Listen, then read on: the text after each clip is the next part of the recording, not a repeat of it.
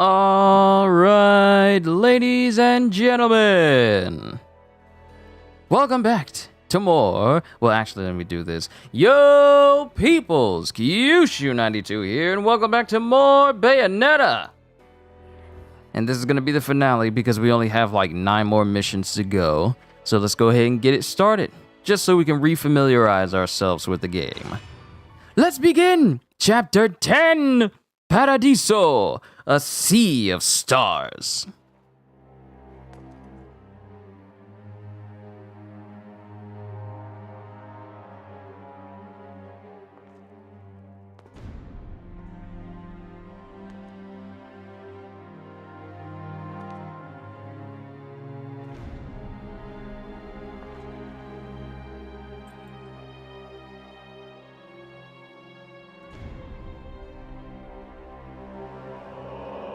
You may select opponents of your choice. Sigrid. I've been there before.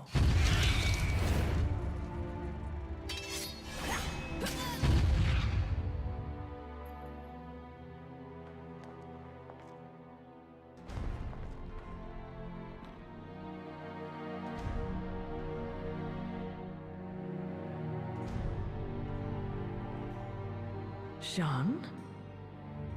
Cereza? The little one?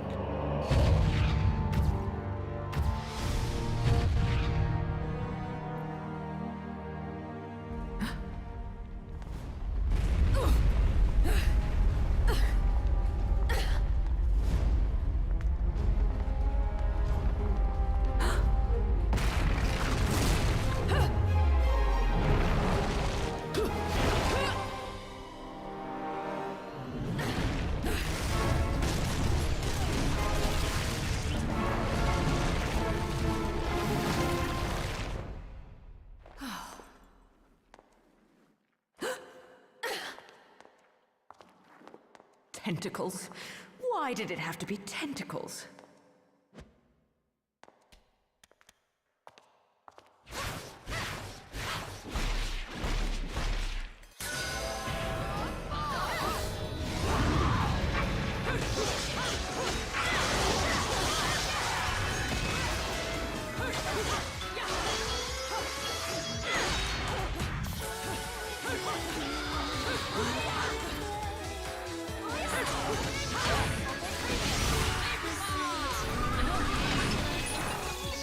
Get up here, you!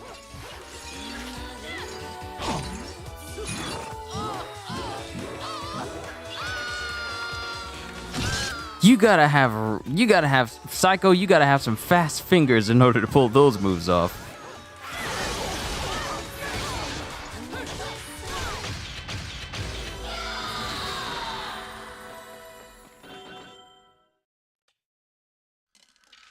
Probably gonna be a gold medal. Yep, gold medal. Somehow I didn't take any damage. But I guess it's because I took too long to do all that.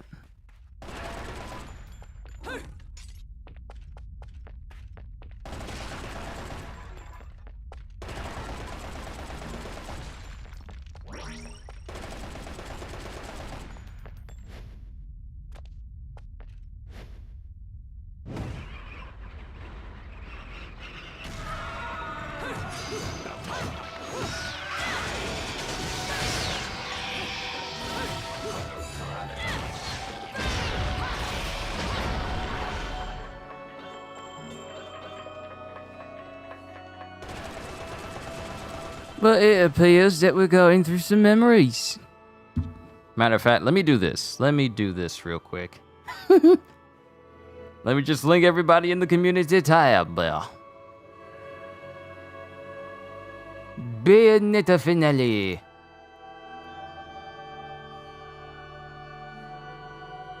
It is an honor and a pleasure to play Bayonetta again.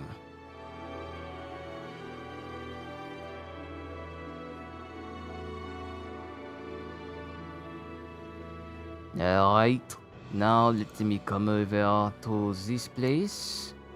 And then let me link everybody else. link them all on my Twitter, so that all of my followers can know as well.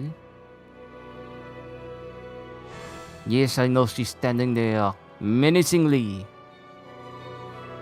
Menacingly. When it comes to the French accent,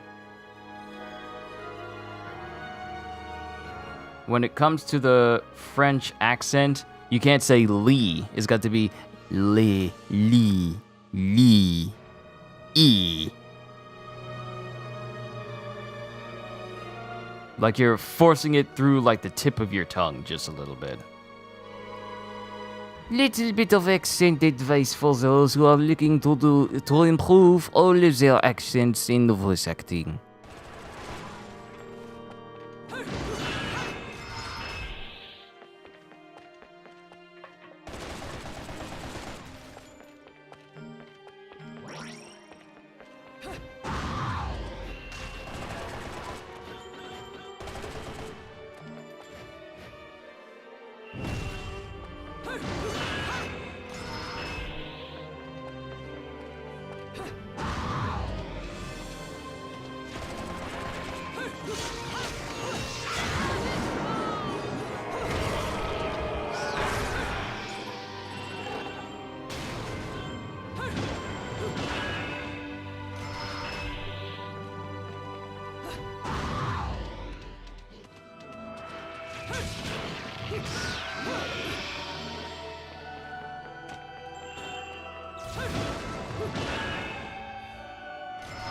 Alright, that's the last gear piece.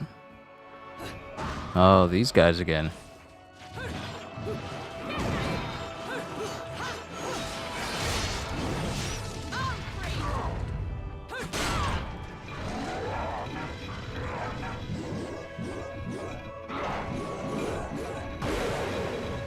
Hey, maxed out.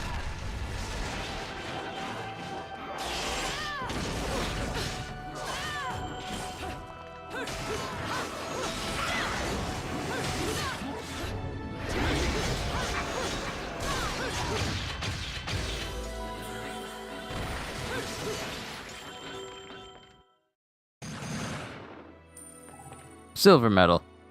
You got a skill that now you can parry with your single katana? Parries are so good in Neo. They're extremely good. Get them as soon as you can.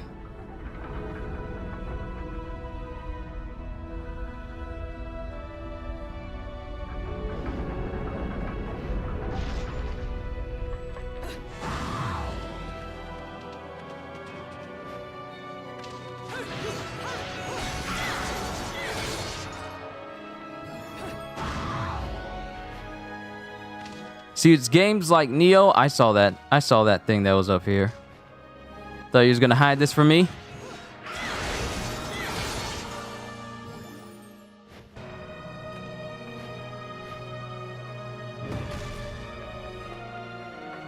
I think it's games like Neo and the like, Dark Souls, Neo, and games like it that taught me just how good parries can be.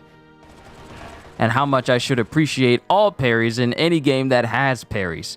Which makes me even more excited for Sonic, because we've never had a Sonic game where parries was in his combat repertoire. Never, not even the fact that we're getting an entire skill tree and combat system for Sonic. The thought that Sonic is going to have like a parry system that helps with his combat is like, yes, the fastest thing alive. Of course he would have parries. He wouldn't just simply dodge. That's too easy. I fell into the world. I fell towards the world. It didn't work out for me.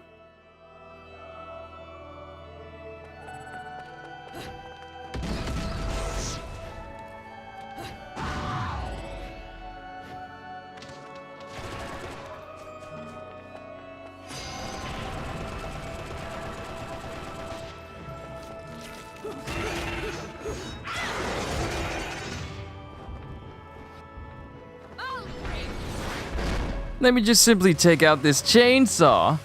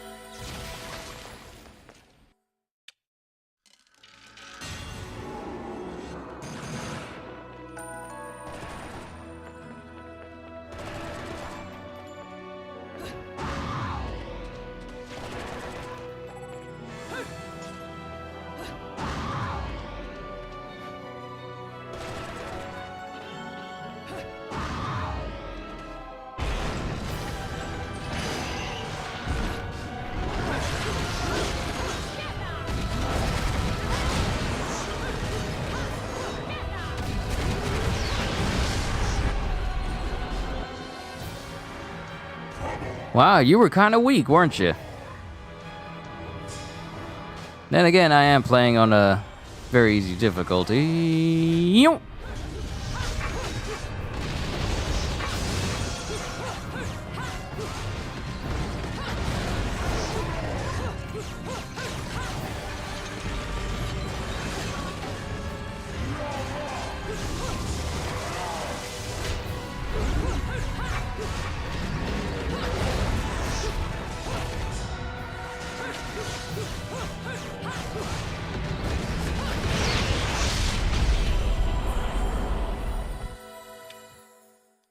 Power. It's so much fun. Platinum trophy. Well, platinum medal. But you guys get the idea.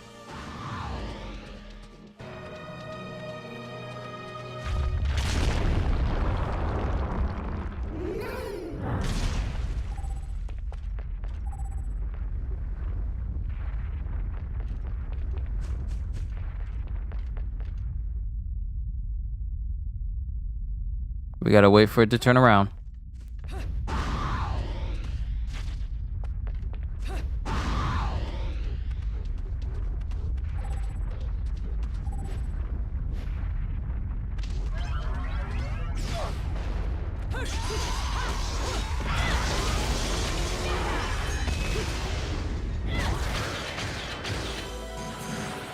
Nice little throw. Pure platinum. I'll take it.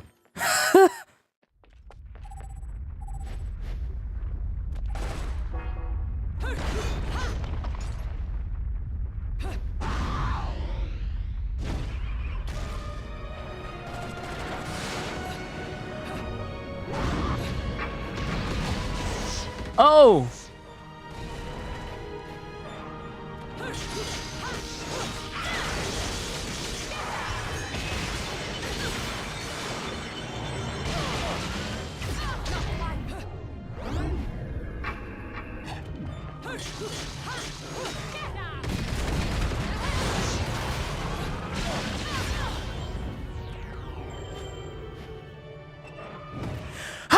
How dare you move?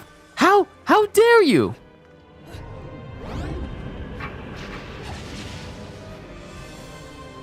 This Joker gonna move.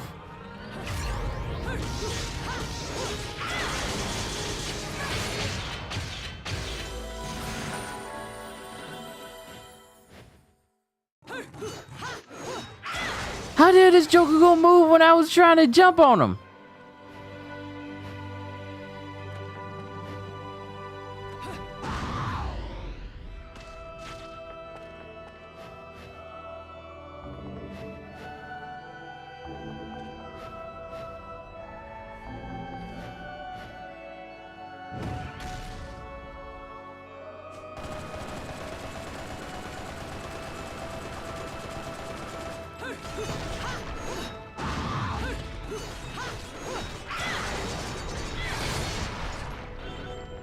I'll take those. I'm gonna need them.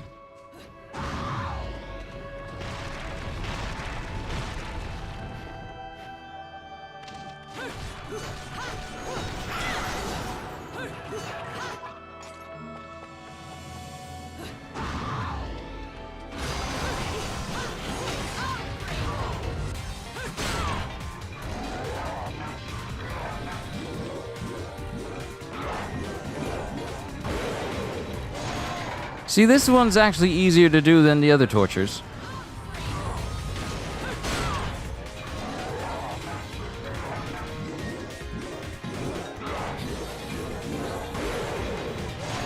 Yeah, these are by far the easiest tortures for me to do.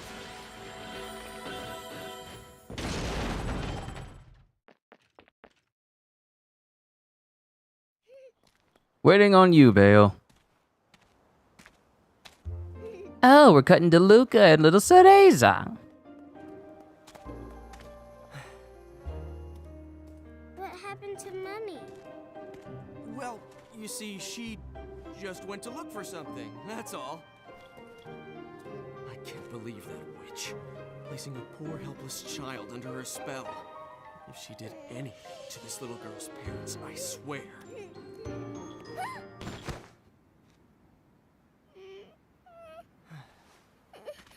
Mommy. No need to cry. We'll get you to your mom in no time.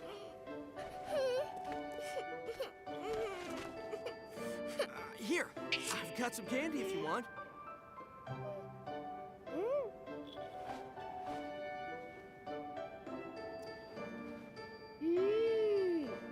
What is this? It's yummy. I don't know. It's candy. Strawberry, I think? Hey, Kitty, I've got some yummies. Would you like some? Is that cat your friend? Yes, he is. His name is Cheshire. He's cute, isn't he? Cheshire. What a stupid name. Well, so much for taking the highway. That just means we're gonna have to find something else.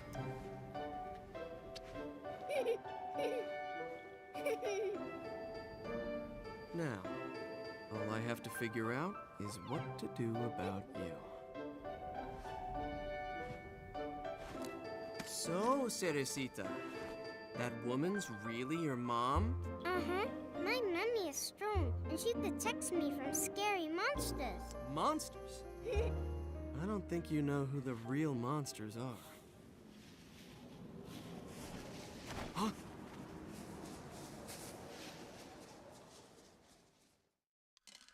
No, Luca, I don't think you know who the real monsters are.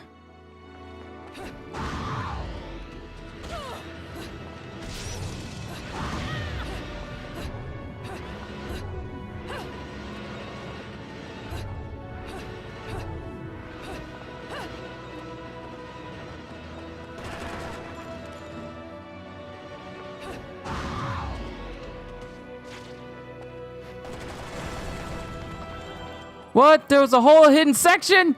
So adorable. Yes, little Cereza is so adorable. There was a whole hidden spot right here. Hold on.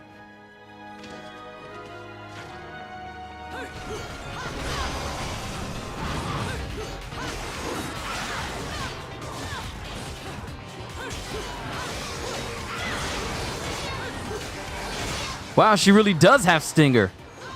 And 1,000 stabs.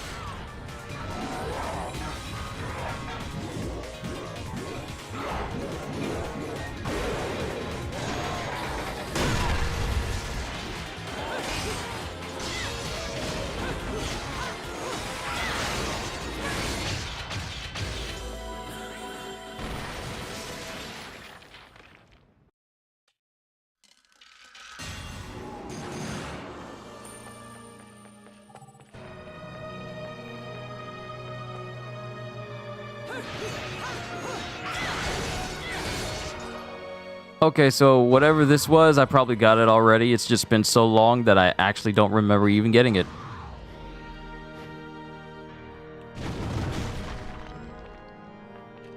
Oh, was this was a safe space for this? Firstly, CJ, what's going on? And secondly, this was a safe spot for me to fall from the beginning!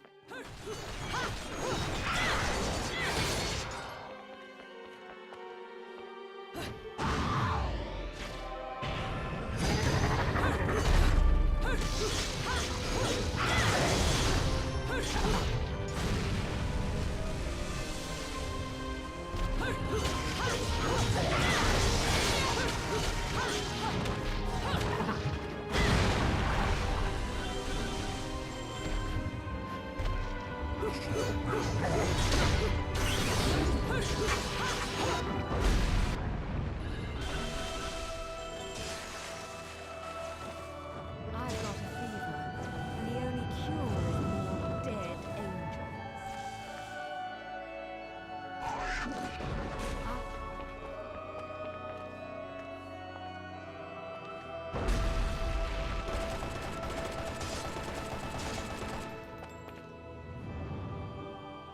Even years down the road, new discoveries are being made. Yeah. But I think I might have gotten it already.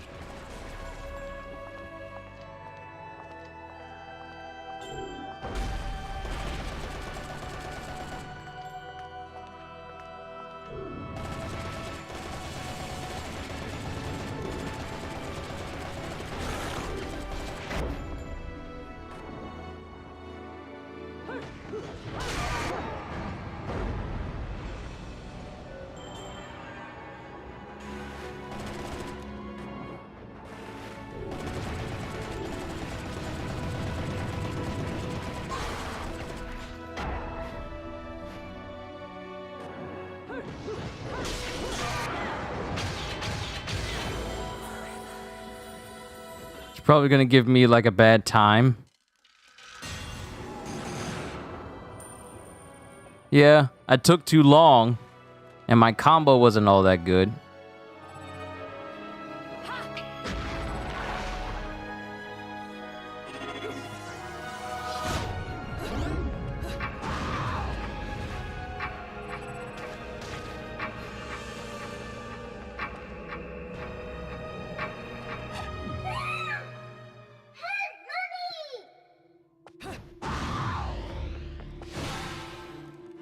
Well, we made our way out of there since we fell in that pit yesterday. Well, not yesterday, but the last stream we did.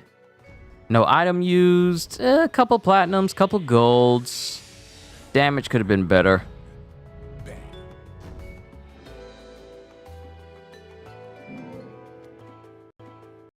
First impressions of Bayonetta 3, and they're resoundingly good sounding. Like, people who have been given access to playing the game and, you know, were able to play, like, the game as a whole. People were happy with what they saw.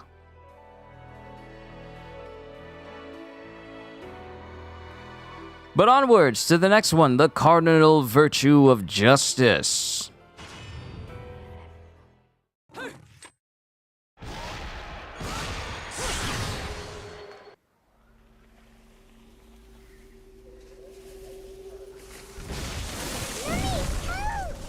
Don't panic. I'm here. There's no need to worry about a thing.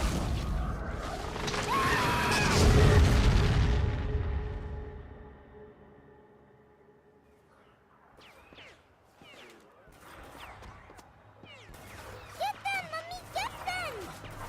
Mommy. Can't you see? Mummy's fighting the bad monsters for us. Mister, if you don't open your eyes, you'll miss everything. Look at these.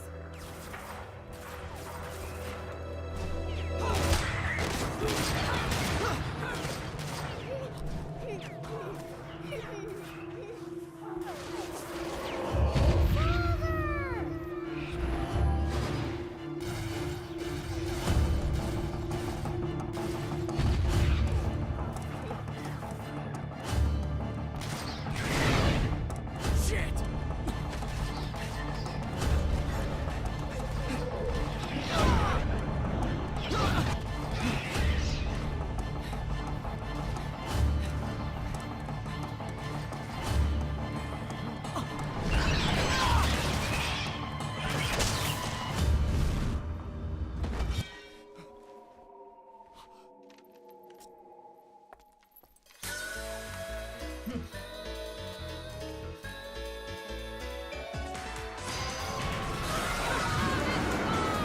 Now Luca's beginning to understand. Maybe the reason why I was going after Bayonetta so much is not actually as concrete as I thought.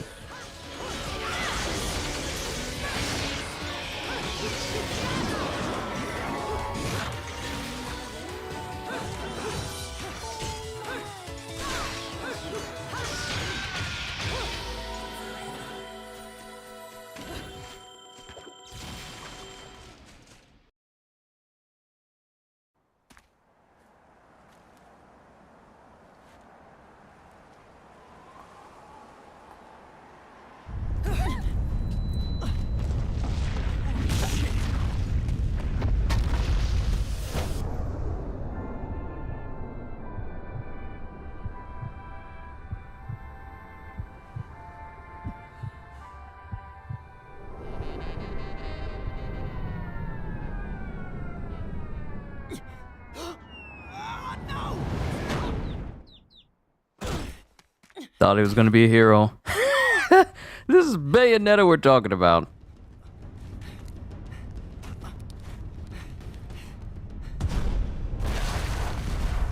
Bayonetta is the hero.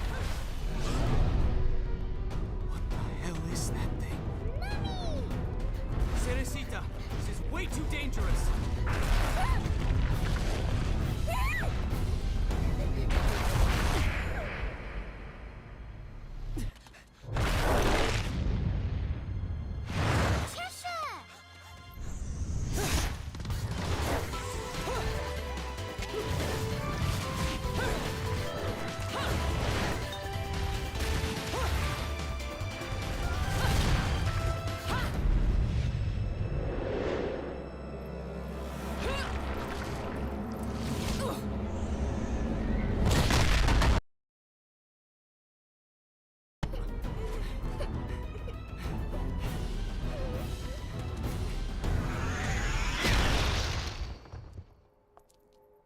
At least she got the doll.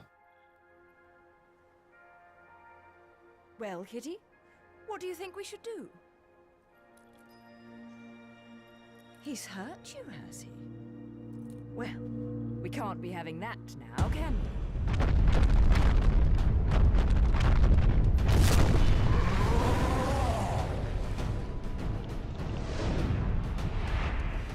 Yet another disgusting Audidio. Audidio? Audidio? I don't know, I already forgot the name.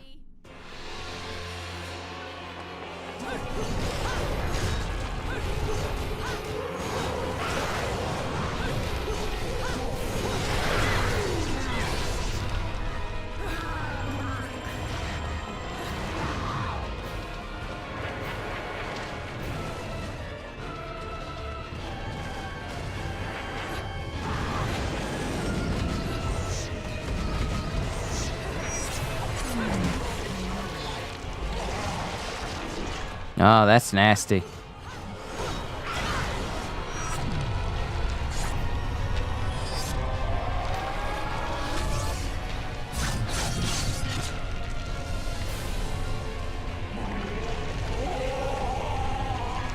Bayonetta taking some cues from Sukuna's malevolent shrine, isn't she?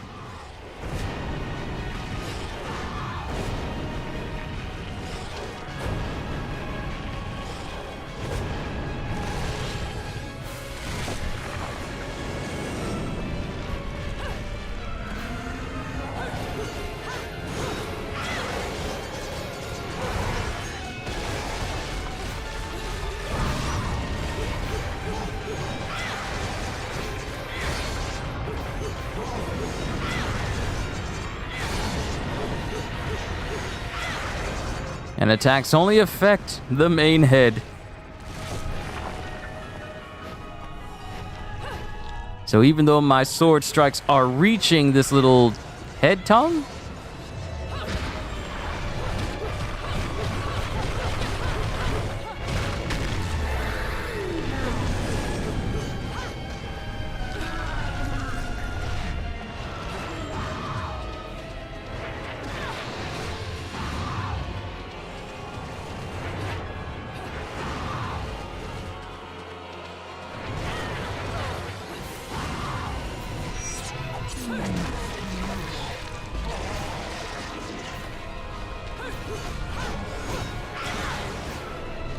why is it I allow myself to get hit by that every single time?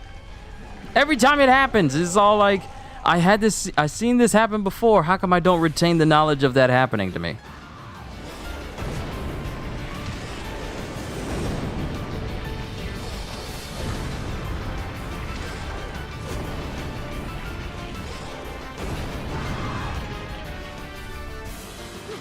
No! Let me back on, please.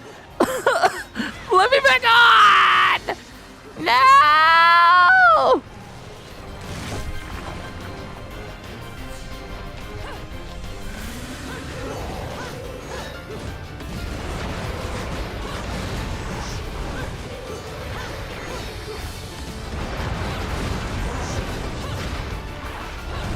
This time I'm ready for it. Give me that maximum.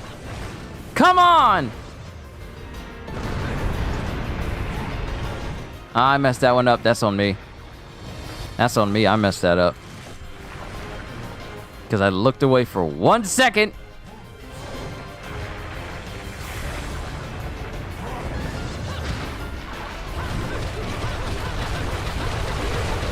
Yeah, maximum. Yo, Gigaton!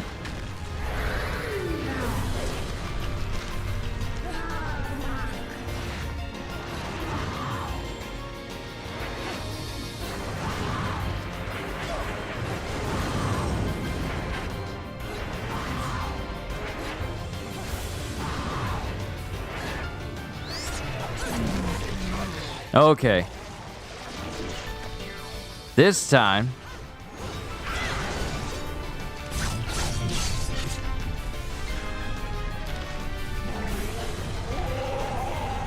I sliced off all of your tongue brain things. I don't even know what to call it.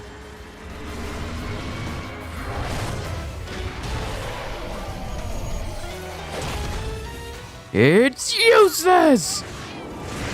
Useless, useless, useless, useless, useless!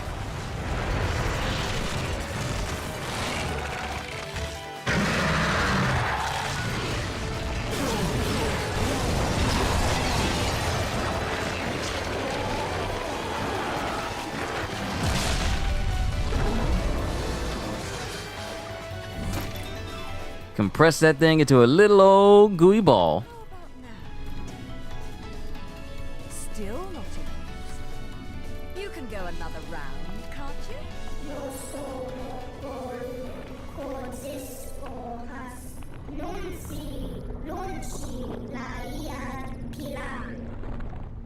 The Lumen Sage.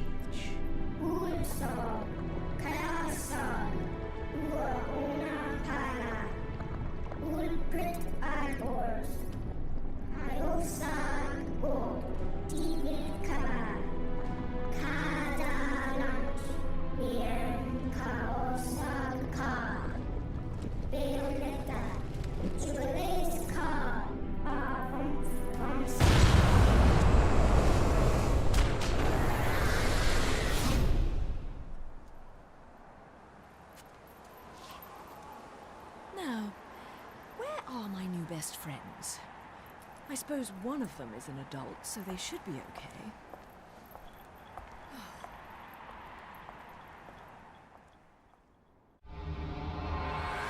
Yeah, I mean, Luca is an adult, but I don't know. You might want to catch up to him.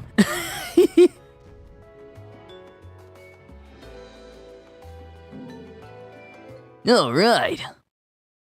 Now let's move on to Angel Attack. Then we're gonna back out, and then turn all of our bullets into points, which will turn into rings. I'm sorry, I meant to say halos. Alright. I cannot wait to hear the voice acting that Sonic has in Frontiers. Oh, I can't wait. It's going to be so much fun. Chapter 11, The Broken Sky. Well, no, that's chapter 12. I fundamentally cannot say anything different. Okay, so here's what I'm going to do. Costume change. Change costume. Galactic Bounty Hunter.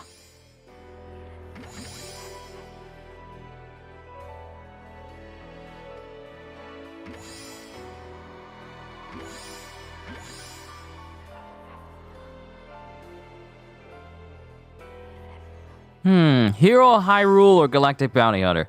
I'm gonna go with Galactic Bounty Hunter. We'll wear that outfit. And I think with one of the face buttons during a cutscene, I can make the visor go up.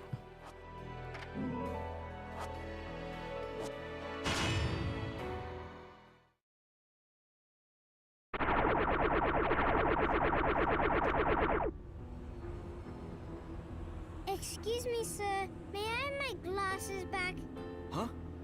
Oh, yeah, here you go. Cereza, how did you get such magical glasses? The glasses aren't magic, silly. I can see the monsters without them. Monsters? Not quite. So, has Bayonetta, I mean your mom, been fighting these big bad monsters for a long time? Mummy is a witch, and witches protect people and are very strong. When I grow up, I'll be strong too, and I'll protect my mummy. Wait, you think Oh, that's so precious. Oh, forget it. No point in arguing with a little kid. I'll manage on my own. I'm sure you will. Mummy! Shit. You never cease to amuse me, Cheshire. I suppose that's your next target?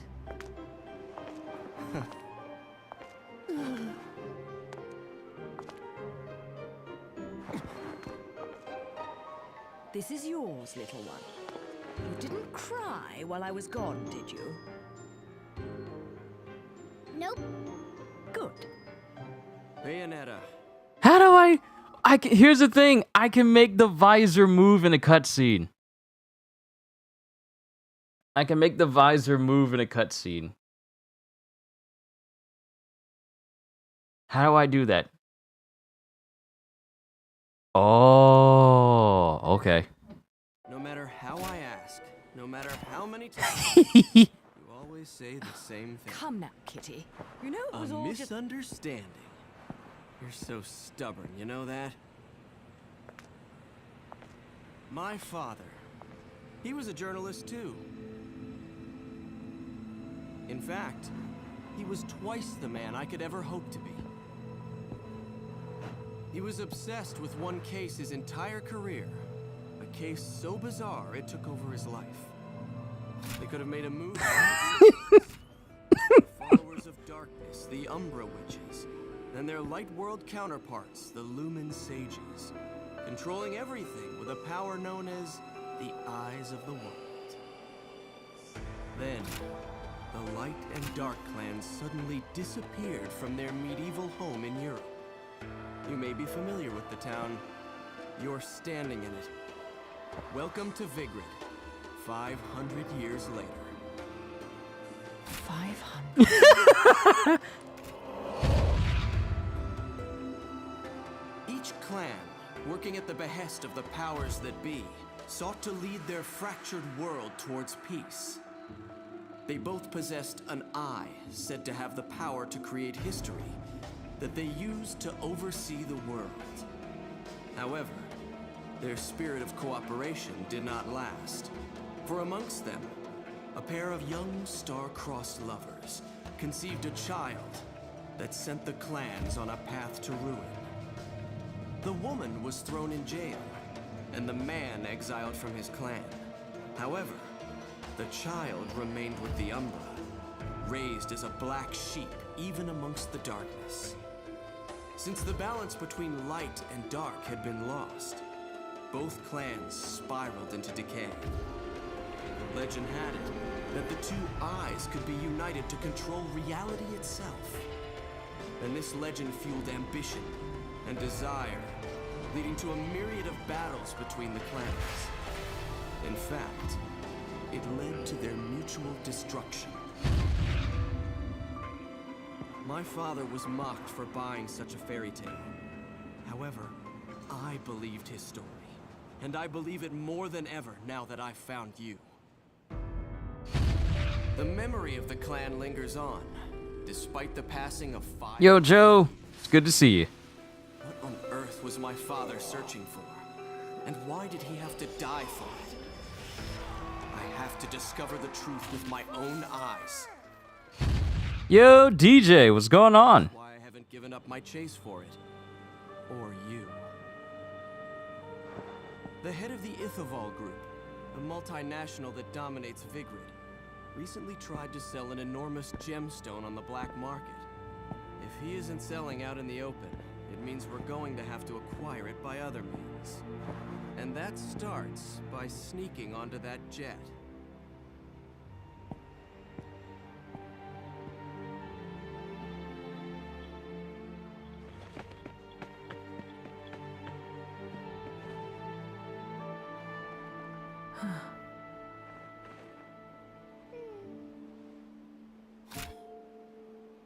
Mummy, are you looking for something?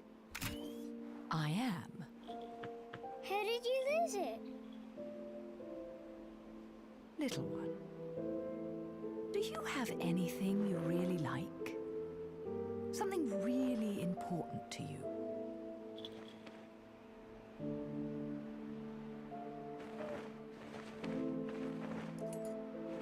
Yes, this. I love it.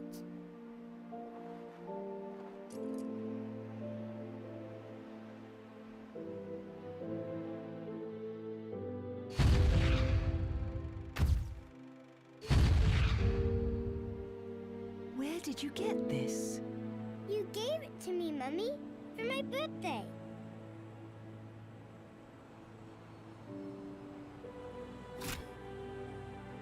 When you love something, never lose it. Understand, little one? You must keep it safe, close to your heart.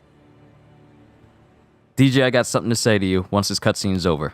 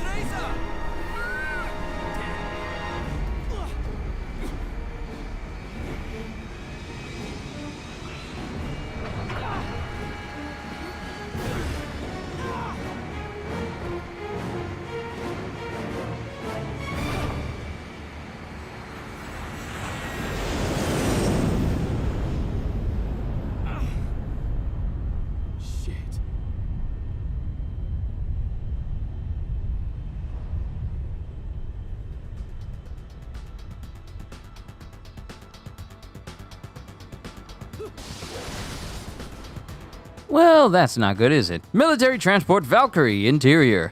Okay. Here's what I wanted to say to you, DJ. First of all, I am massively looking forward to Sonic Frontiers. Let me tell you why. So you say, the Sonic Frontiers new game looks really good. Every trailer they drop, it has a skill tree. The world is kind of big. Wow, when I get to play Sonic's new game, I'm going to just run fast all day around the map. It's just going to be fun playing the new Sonic. So, let me explain to you why I'm massively hyped for Sonic. And this is something that me and Gajil have been speaking quite a bit about, especially whenever Sonic Frontiers shows off something new, specifically when it's trailers and brand new gameplay, or gameplay from people who play it at EGX and PAX and different places. Sonic Frontiers is a literal reboot of the Sonic franchise. When I say that, it is the first game that Sonic is departing from his trademark way of making games and playing games and actually introducing something new for the franchise. Now, Mario's been doing it for years, but Sonic hasn't really had a moment where he could just branch off and do something completely different that is very unique to him. We've already seen a Sonic fighting game when it comes to Sonic Fighters, I think it was like a PlayStation game, or even way back in the early 90s, Sonic had a fighting game. And then on the GBA, you had Sonic Battle. And then you have games like Sonic Adventure, which is pretty much a game that absolutely anyone who knows about Sonic pretty much knows about. But the thing about Sonic is, going forward, Sonic games have always been the same. You either have Sonic games that are side-scrollers like Sonic Mania, or Sonic Generations in certain stages, or you have games where you're playing as Sonic, and you're playing as Sonic, and it's like a boosting stage, like the type of stages you would see in Sonic Unleashed, where you're just running on a track and you're going from point A to point B. Frontiers is the first game where it's taking all the stuff that's happened with Sonic and is deciding to make that like secondary and introducing a new open, well, it's not necessarily open world, they call it open zone because there's multiple places you can go, and making it an open-ended Sonic game. And you saying, yeah, is it an open world or linear? Oh no, it is not linear. Trust me, DJ, look up some gameplay of people playing. Look up people's first impressions of gameplay, of them playing Sonic. It is very open. And now, mind you, all we've been really seeing is people playing on the very first island. There's multiple islands, and they're big islands. It's going to take you a hot minute to get across, but due to the very nature of Sonic himself, you'll be able to get across these places extraordinarily fast. But the real thing that strikes a note with me for Sonic Frontiers is this is the first game where it puts an emphasis on being Sonic. Now, the last couple of games, we knew Sonic was a very strong character. We knew about Sonic, but it never really gave us an opportunity to fully embrace being Sonic the Hedgehog. All we've known from previous games was Sonic is fast. He has a homing attack. He has lightspeed dash. He can use the Chaos Emeralds to turn into Super Sonic to beat the big boss. Whereas in Sonic Frontiers, they tell you that some bosses you can't beat without Super Sonic. That's how strong some of the regular bosses are in Frontiers. Some of them can't even be beaten without the use of Super Sonic, which from previous Sonic games was something that was only reserved for the final boss. And you mean to tell me that there are multiple bosses in the game before the end boss that requires you to have Super Sonic because they're just that strong? Not only that, but this is going to be the first Sonic game where Sonic has a skill tree, and you actually have ways of making Sonic stronger. You can improve his attack, you can improve his health, you can improve his ring count, you can improve his defense, you can even improve his speed. That is something that absolutely was a concern of mine previously, like a couple of months ago. It was a concern of mine, thinking, I really hope that if we're getting an open world Sonic, we can improve his speed. And you can. You can keep leveling up his speed and his boost until you make him monstrously fast. Now, another thing that makes this game the ideal Sonic game is the fact that you can edit how you want Sonic to be in the game, such as the settings. You can tailor his speed to your liking. So if you want to just bump up everything that's speed related concerning Sonic so he can go fast from the get-go so that there's barely any acceleration and he just goes from 0 to 100 in an instant, you can do that. The fact that they're thinking so much about how players want to go as fast as Sonic and giving players the option to do that, that's awesome. Then you have the whole exploration deal that we've never had in a Sonic game to this degree. This is going to be the first Sonic game where you have an open environment to just run around in. Not a linear stage that a lot of us have been used to. Now for me, I can't really say that I've been used to it because the last Sonic game I played was Sonic Unleashed on the PlayStation 2. So it's been 13 years since I myself has played anything Sonic related. It's been a very long time. So Sonic Frontiers is going to be the newest, freshest take on Sonic I've touched, gaming-wise. And that's why I'm really looking forward to it. Dr. Eggman is a legend, but we need a new boss for Sonic. Well, here's the thing about Eggman. We've always been used to Eggman being the end-all, be-all for a lot of the time. But I can't say I'm tired of Eggman because he's always been Sonic's nemesis, the same way Dr. Neo Cortex has always been Crash's nemesis, or Dr. Nefarious has been Ratchet & Clank's nemesis, or Zeus has been Kratos' nemesis. Now, my thing is, I'm wondering what role he's gonna have to play in Frontiers, because he's in Frontiers. That much we know. but we don't know to what extent and what he's trying to aim for in the game. But I'm just looking forward to the overall nature of Sonic. If Sonic can accomplish the simple goal of making it enjoyable for me to run from point A to point B and just mess around as Sonic, then I'll be happy. And then anything else in the game will just be an added bonus. But from what I've seen from Sonic Frontiers, it is already a day one buy for me. And mind you, I've already paid the game off, so as soon as the game releases, I'm just going to go ahead and pick it up, and we're going to play it in a stream for some first impressions before I dedicate time to God of War Ragnarok the following day. But Sonic Frontiers has everything I'm looking for in a game, and the thing that piques it for me is the fact that it looks fun. That's the most important thing that concerns me when it comes to video games. Is the game fun? If it looks like it's going to give me hours upon hours of enjoyment, not hours of me being forced to do something because the game is making me do something for hours on end, but me just choosing to spend hours in the game because it's that fun, then I know I've made a good purchase. Which is why I am looking forward to Sonic Frontiers. And for many of us Sonic fans, Sonic Frontiers is going to be that game that decides whether or not Sonic games get the resurgence that they need. And I want to say that for Sonic, and I've looked up the history of Sonic, and me and Gagio checked out a video concerning Sonic, Sonic was never really all that popular in Japan. Is there a chance we might get Knuckles, Shadows, or Tails in Frontiers, maybe other characters? If you mean playable, then the answer is probably no, because it's only going to be Sonic who's playable in this game. I mean, the director already confirmed that. But Tails is most definitely in the game, and I believe Amy and Knuckles are in it as well. But I haven't seen either one of them in gameplay, and I kind of don't want to, because I want the game to surprise me.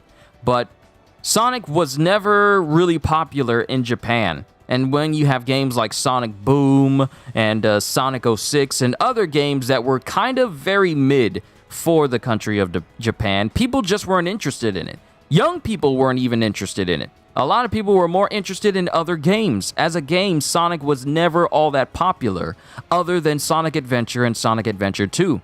But now, Sonic Frontiers is getting so much publicity in Japan that Sonic never had before. People from Japan are actually looking forward to a Sonic game to a high degree. Pre-orders has been sold out in Japan. There's been so much marketing in stores because they want this game to succeed in its place of origin. And the fact that people in Japan are actually excited to play Sonic Frontiers over any other Sonic game that's been released, this is a very big deal. So I myself, along with Gagil, always chomp at the bit whenever we get new information concerning Sonic Frontiers. And all I can say is, I can't wait. I know I'm going to be playing Bayonetta near the end of this month, but when it gets close to the week of Sonic Frontiers, that's going to have my attention for a very hot minute. Because I've been looking forward to this game for a very long time. Just as long as I was looking forward to God of War Ragnarok. Maybe even longer. The gameplay is going to be smooth. You have faith in Sonic Frontiers. Of course it needs to, because it's going to be on PS5. It's going to be on all systems. And another thing is that, before I continue with this stage, a lot of people who played the demo of Sonic all say the same thing.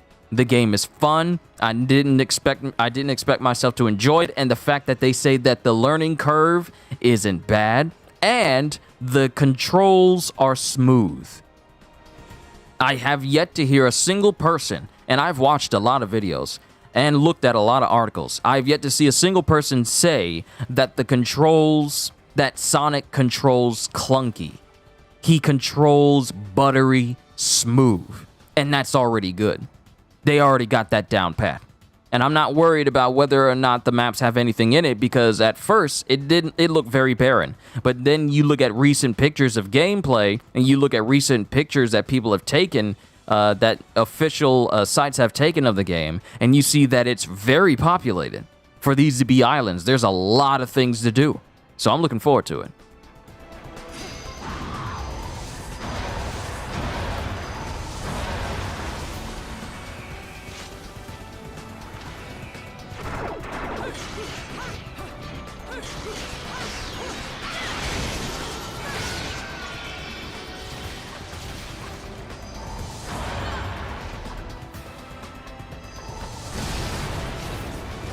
Can't wait to watch my playthrough. See, here's the thing, DJ.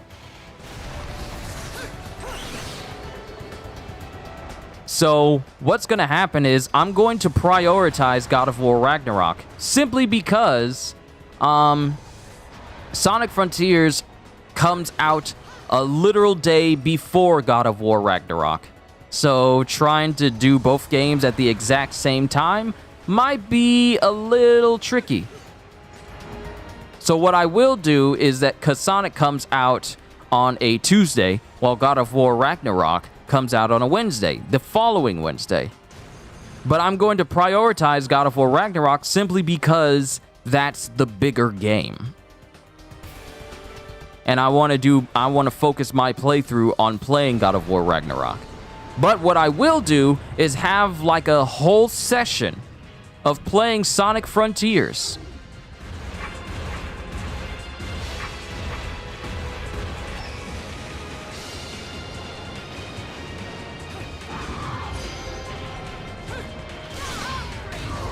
I want to have a whole session where I'm playing through Sonic Frontiers for like a couple of hours before I start. Is Sonic a long game? Maybe 5 to 6 hours? Oh no. You're thinking of old Sonic games. This is a 20 to 30 hour game.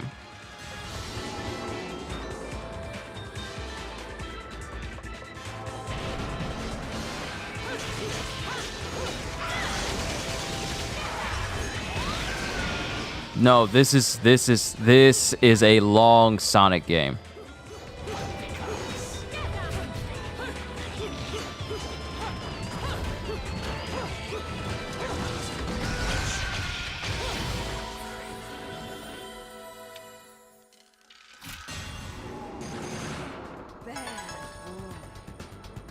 Yeah, this is the longest. I think this may be the longest Sonic game that we've ever had.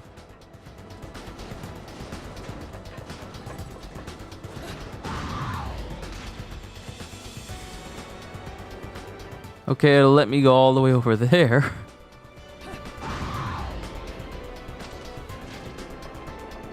But for what purpose would it allow me to come over here?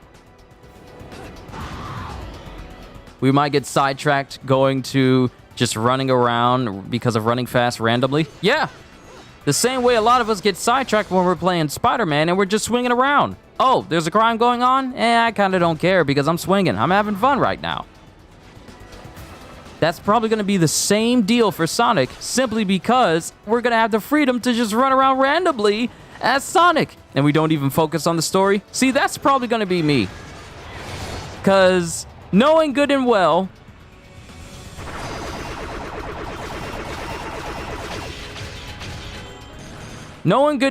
that I have the ability to increase Sonic's speed, that's automatically going to be that's already going to be a priority. Why so glum? Something troubling you? Only your constant fretting over my state of affairs. I've no time to play games with you. No need to take out your stress on me, Bayonetta. It's clear you're worried for the girl.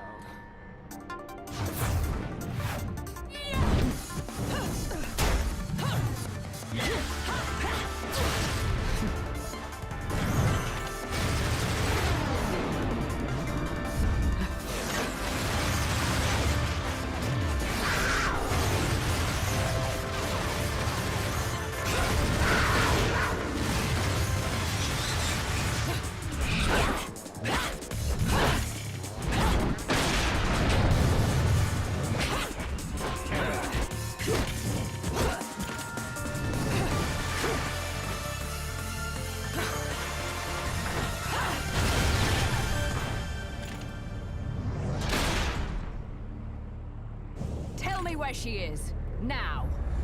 My, aren't we attached to our precious little one? Do you like it when she calls you Mummy? You're absolutely delusional. If I leave her, he'll never shut up about it. And his whining is twice as irritating as anything the child could muster. You've quite the tongue when it comes to curling round the truth. And what about you? What are you hiding?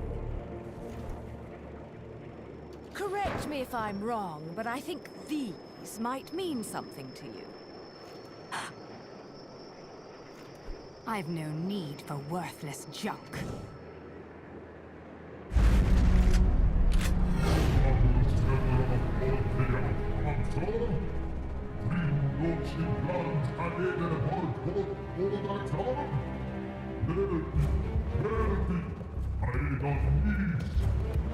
I am well aware of my task, but you have forgotten that I do not need your help.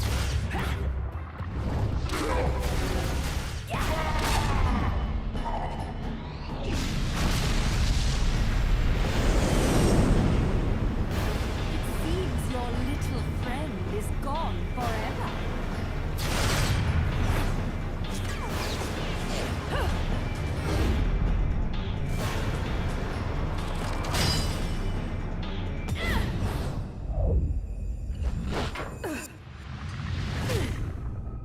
Fill them.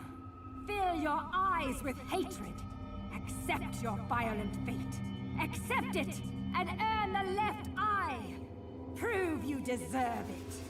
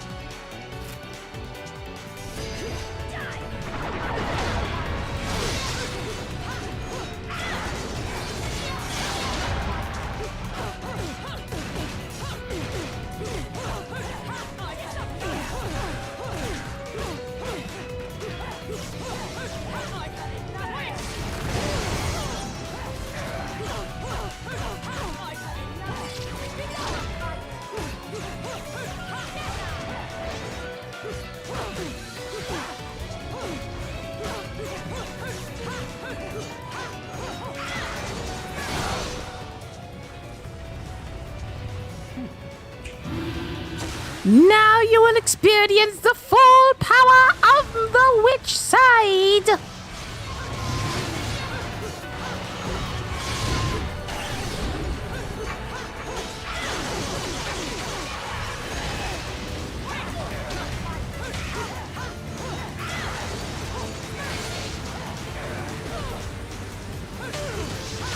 Yes.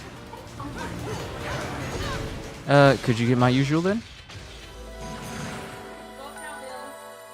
Chick-fil-A sauce.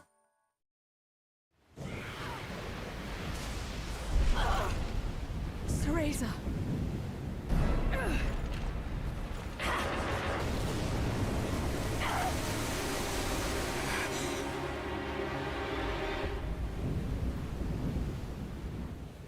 Not yet.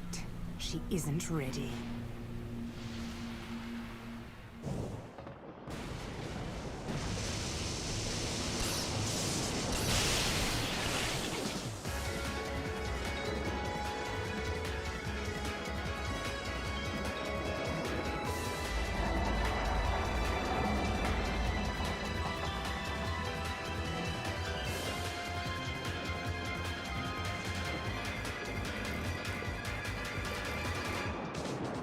Sometimes muting and unmuting my mic can be so finicky. That was my sister.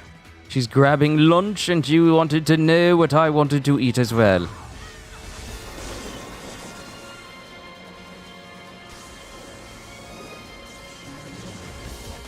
If we're not having another PlayStation showcase again, because for Spider-Man 2 we might get crazy big news on Game Awards, and of course finally Spider-Man 2's new trailer, we don't know what could show up at the Game Awards, or whether or not we get anything concerning a PlayStation showcase.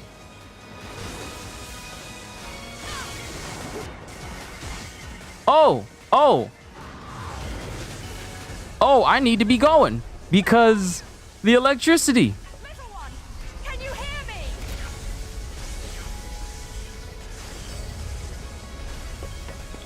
Mommy! Mommy! Mommy! Teresa! Mommy! I'm so scared. No crying now, little one. You know the rules. No cockroaches or crying babies. Time to go, little one. Hold on tight, okay? Okay.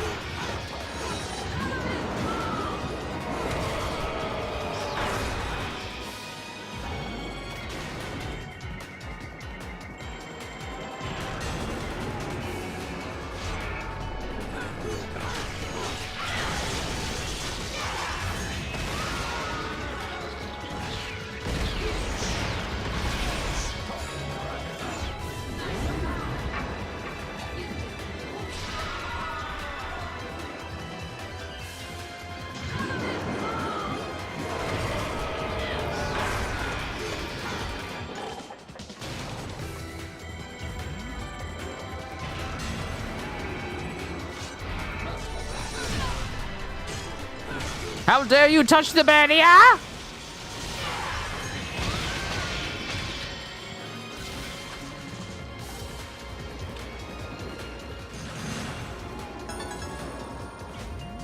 Because Yuri Lowenthal was teasing about Spider-Man 2. He is tweeting about every time they update Spider-Man 2, it gets crazier and crazier. And I'm like, oh, Spider-Man 2 is going to be good. See, here's the thing. Whenever anyone says anything about Spider-Man 2 and how people associated with Spider-Man 2 are saying something about Spider-Man 2, about how crazy it is, that just shows me that I am not even the least bit concerned.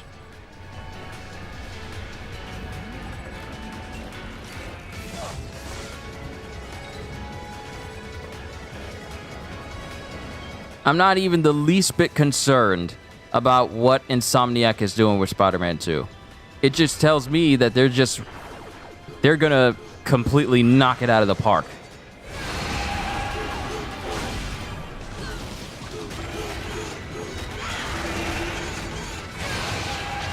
So I'm not concerned. He was just teasing. I'm not concerned. When they say like things are getting crazy and crazier and crazier, I know that it's not anything like Insomniac is in over their heads. It just means that whatever we've ever done in Spider-Man and any of the DLCs and Miles Morales, yeah, we're not prepared for what Spider-Man 2 is about to do.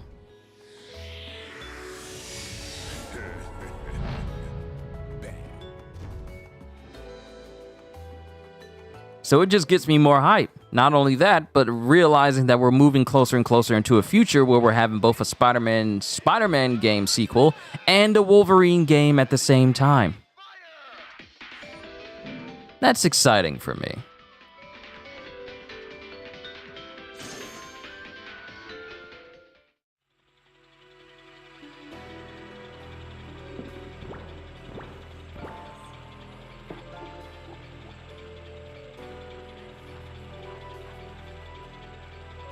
You was thinking that the game isn't finished yet, Spider-Man 2 isn't 100% done, maybe the story is done, but maybe the DLC?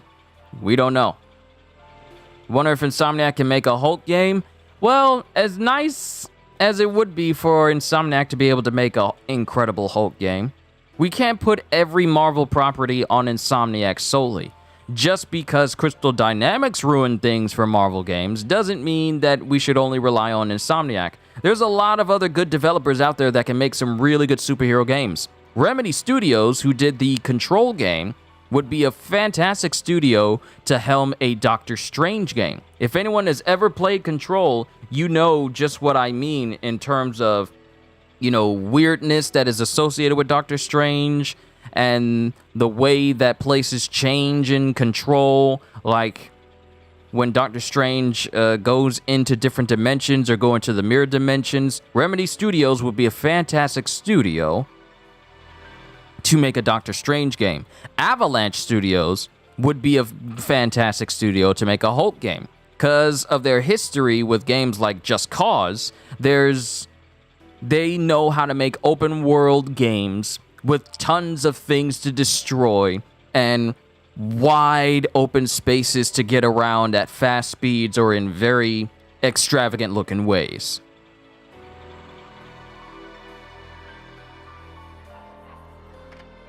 Next, the cardinal virtue of prudence.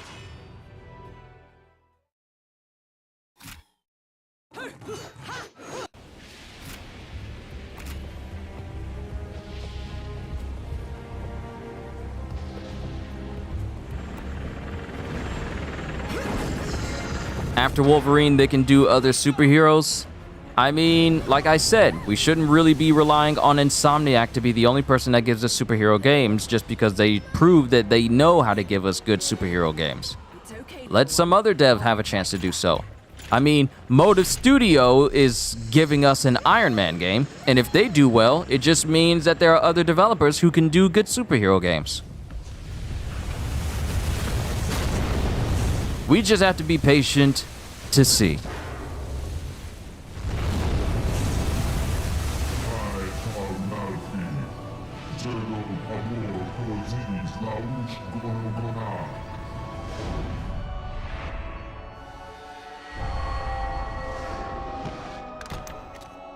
Sapientia.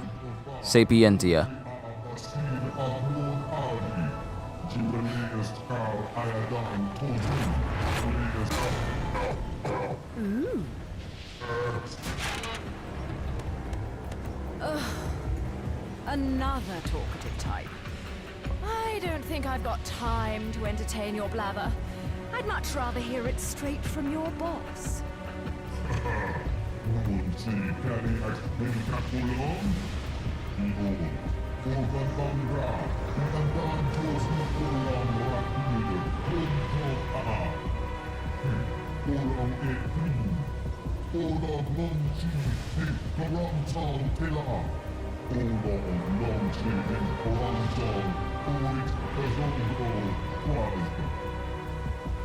The witch hunts. Rest, I King Starman Emma Tilpa, Ukulele Iodon Tozu, Full Fire Tuposi, Uauna Aldi, Garda, Uauna Kaosko,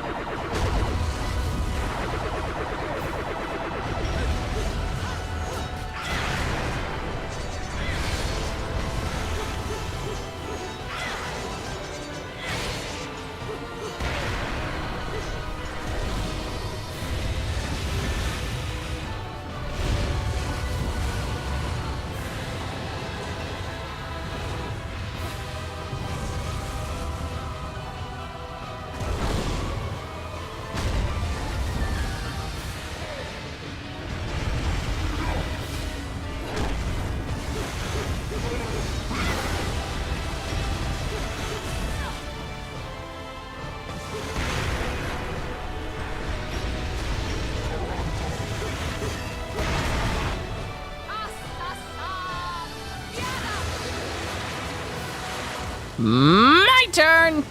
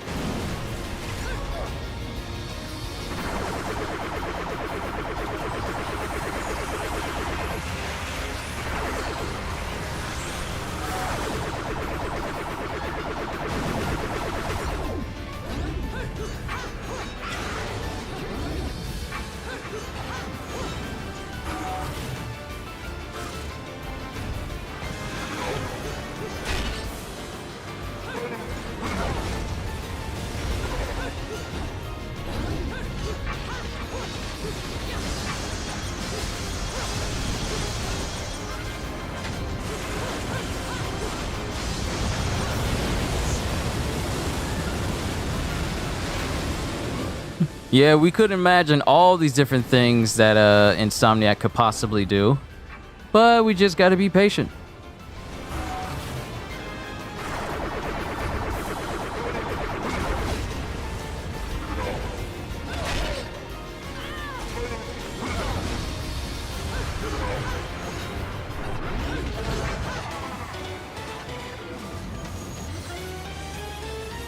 We just gotta be patient and wait to see what the good developers of video games can do. Because I'm already tired of all these developers who are making bad games and still expect you to not only shell out money for it, but expect you to be grateful that they even made the game.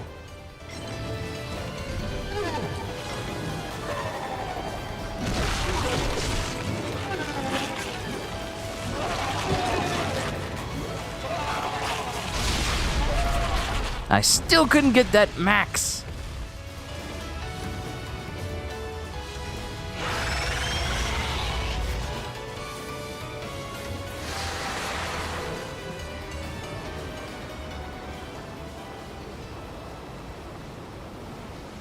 I have no idea why you would want this stone. It would look absolutely terrible on you. Much too flashy.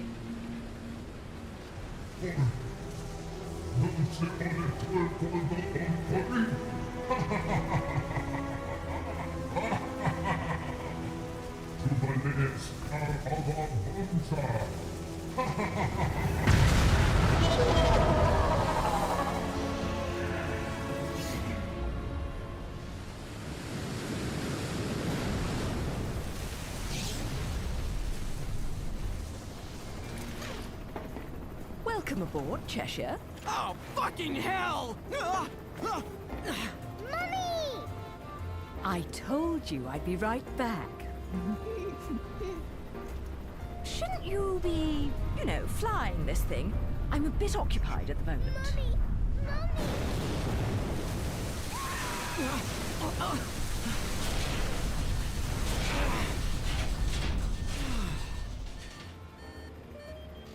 Well, so much for the subtle approach. You might as well have speakers on this thing blaring Ride of the fucking Valkyries. Come now, we're VIPs. You know, nothing says you've made it in life like a private helicopter. Then welcome aboard Air Luca, Flight 001. This is your captain, Luca, speaking. Fasten your safety belts, as this may be a bumpy flight.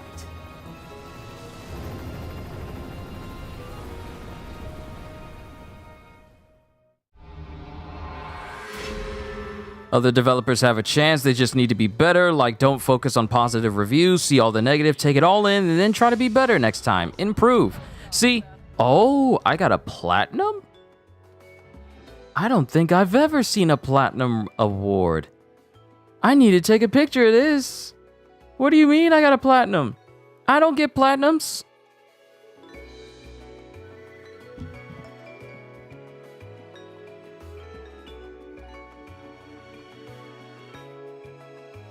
But, sorry, I was stretching. But a lot of devs, there's quite a few devs that are just too stubborn to see reason. They seem to think that any negative feedback towards the game is feedback that shouldn't be paid attention to.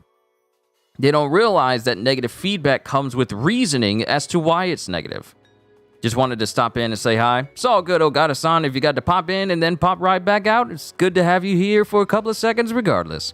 A lot of devs tend to get so antsy when people don't just fall in line and be all like, oh, I love your game. If you say something negative about the game, they either tune you out completely because you're not necessary to improving the game, and then they just resort to their echo chamber of yes men or yes fans who accept everything that they're doing regardless, and then buck up against people who don't fall in line with them. Because I've seen those echo chambers. They're prominent among Crystal Dynamics. They tend to be a little bit prominent around Volition, but the vast majority of people know better than to ever support Volition when it comes to their video games again, due to how bad the Saints Row reboot was.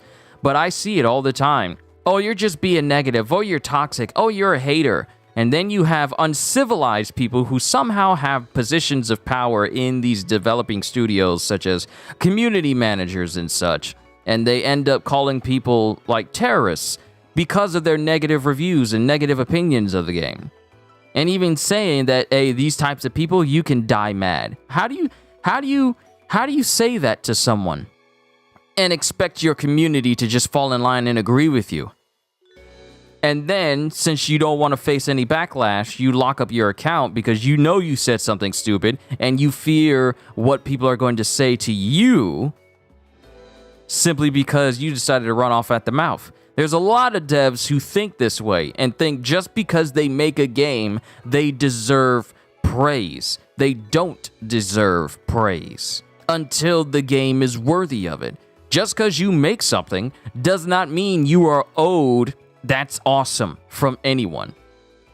And that comes to me as well. Just because I make something on this channel doesn't mean I'm owed likes or anything. That's for any of you to decide. I can't make you like anything. I can't make you subscribe. I can't make you have like a super chat during the live stream. I can't make you become a member. Only if my stuff is worthy of that can something like that happen. That same logic applies to video games. You can't make me buy your game. You can't make me like your game. Your game is the only thing that will make me decide whether I like it or not. Not you, not how much you try and praise and say is like the best thing ever. The game. And if the game is bad, and it's broken, and unstable, and not worth my time, I'm going to let you know. And you can't get mad at me because I'm giving you my honest opinion.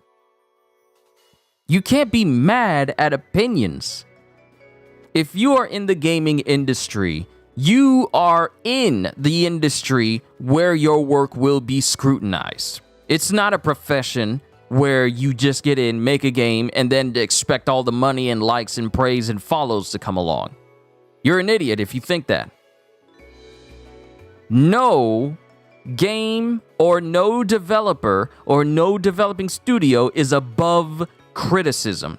No matter how hard you work on a game, it's not up to you to decide whether it's good or not. It's up to the people who play it, which is us, the players. And as long as there are video games that seem to think that we as the players aren't deserving of good games and should just accept what's given to us and expect us to pay hand out of pocket for these games, I will always be here to let you guys know not to touch those types of games. Games like Marvel's Avengers, games like Saints Row, games like any game that's out there that's just broken at launch, games like Halo Infinite, stuff like that. And I'm not even an Xbox player. We should be past the point where we're just accepting of whatever we get as a video game, and then just a promise of like, oh, it'll get better later, but it should be better when it launches. You as a person, as a consumer, you are owed a finished product and a good product when you put money towards it. You are owed that. It's not optional. You are owed a complete and satisfying project. If you are unsatisfied, you have every right to complain. See, that's what a lot of devs seem to get wrong, just because they make a game that you can't say anything. But if you're a customer at any place, you are owed the ability.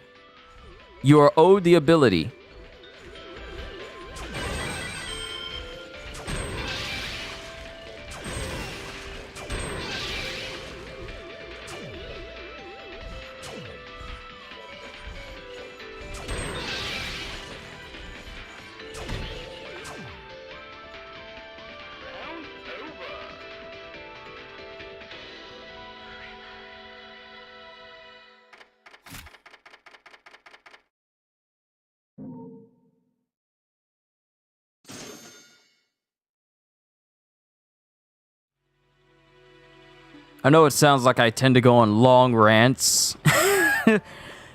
Long rants whenever I'm talking about games. It's just that I'm very passionate about them.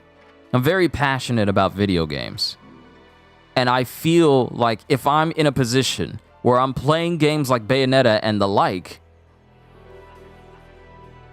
and I'm showcasing these games to you, both good games and bad games, I'm going to let you know straight up. I'm not going to just sugarcoat anything and be like, well, it's kind of bad here, but look at this. It's like, no, I'm going to point out the good and bad of video games. No game is above scrutiny. Not even games that I fully enjoy to 100%, like Spider-Man and stuff like that. There are people who scrutinize the game even now. But that's them. There's so much things that you can enjoy in Spider-Man, and then there's so many things that you can notice in Spider-Man that's all like, that could possibly be improved a little bit better. But the difference between games like Saints Row and games like Spider-Man is that it has people who actually know how to make games professionally at the helm of them. So that's the reason why I always keep my eyes open. But I'm going to be honest with you guys when it comes to games. I'm not going to sugarcoat anything, because I don't want you to waste your money. Especially if I'm playing these games before you. Yeah, I don't want you to waste your money. Think about it. Those things that downed the jet aren't just going to let us land on their island. You think we can just say, hey, we're here, and they'll bring us a cake? Things look good from up here. But the further down you go, the harder it is to not notice the reality. Cheshire, look. Oh, I'm looking.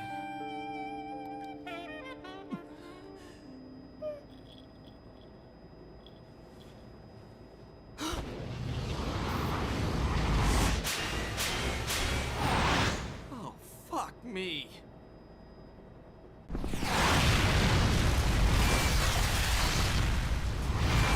Chester's really not making this, he's really not making this easy on us, is he? Welcome to my fantasy zone.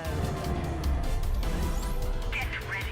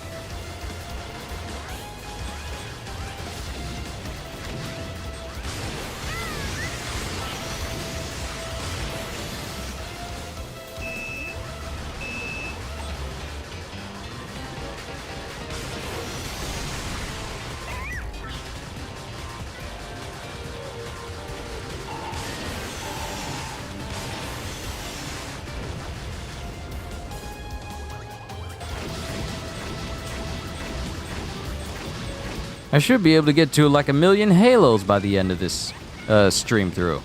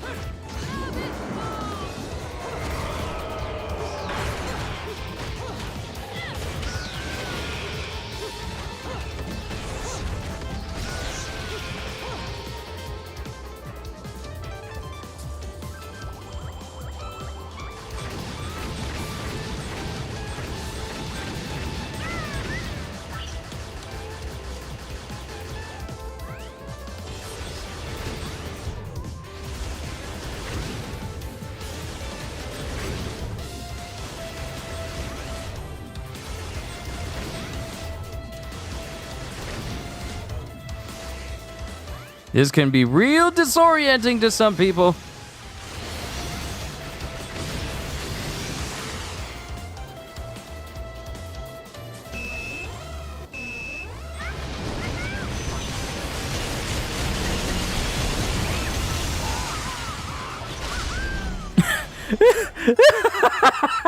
Just spam all the rockets.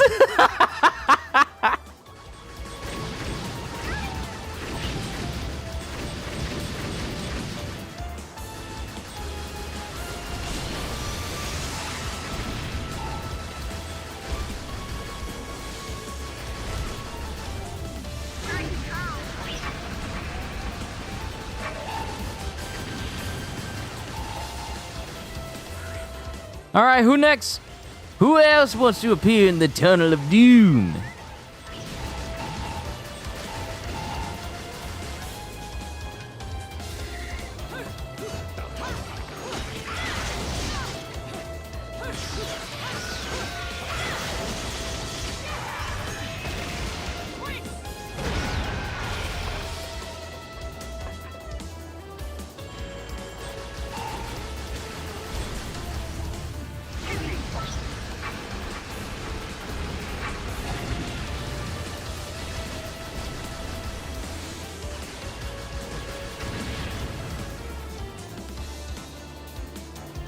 We're getting a little bit closer to the city.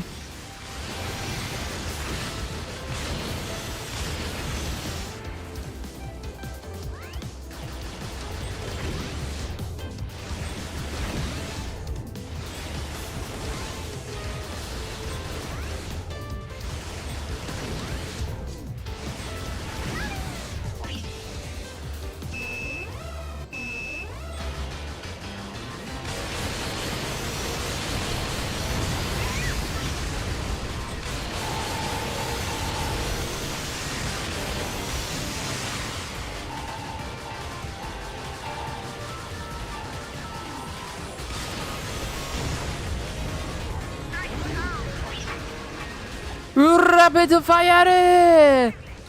Yo, Ravi!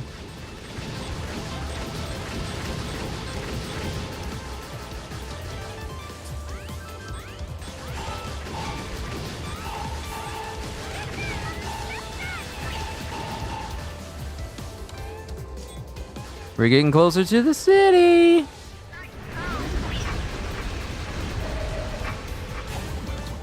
I love slow time so much. As a combat mechanic, perfect dodging causing time to slow down is one of my most favorite mechanics in all of video games.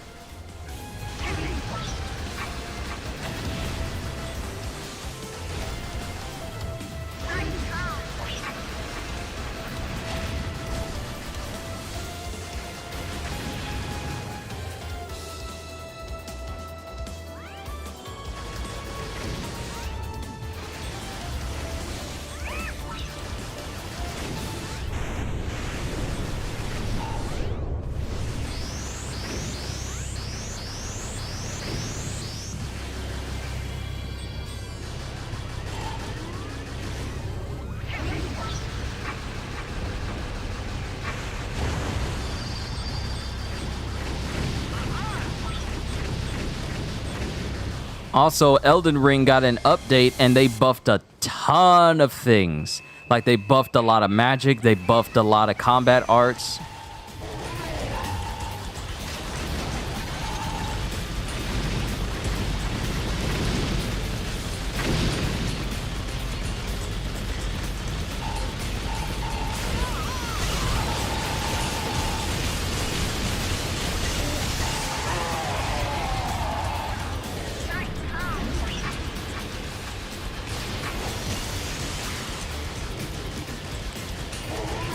And there are some references to potential new maps in Elden Ring, which has got a lot of people talking.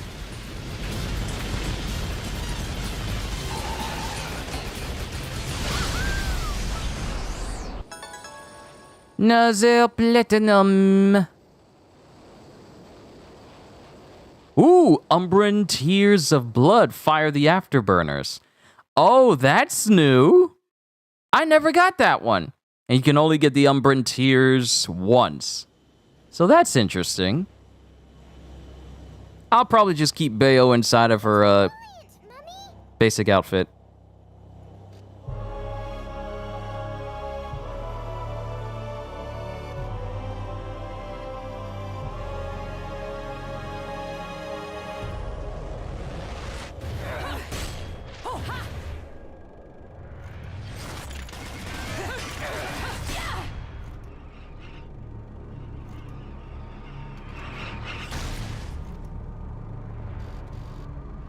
These sudden impacts on the ground cannot be good for the little girl.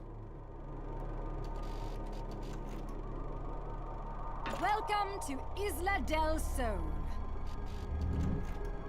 Island of wealth and power. Jean, if you've made it this far, that should be enough. You're back to your old self. This is where we finish what was started so long ago. Why is her face suddenly in shadow like we don't know who she is? Also my enemy, be it witch or sage.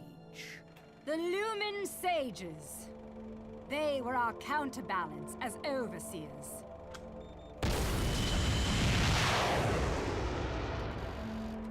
Between us, there was a law that was never to be broken. It stated that the intersection of light and dark would bring calamity to this earth.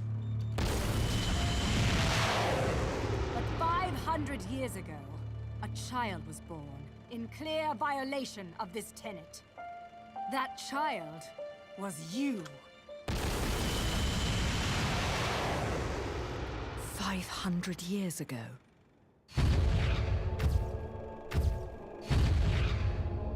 The disaster this caused sent the clans into a spiral of chaos that continues to be felt to this day.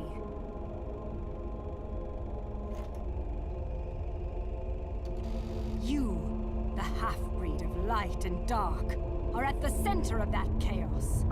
Allowing you to continue to exist is a danger that cannot be accepted.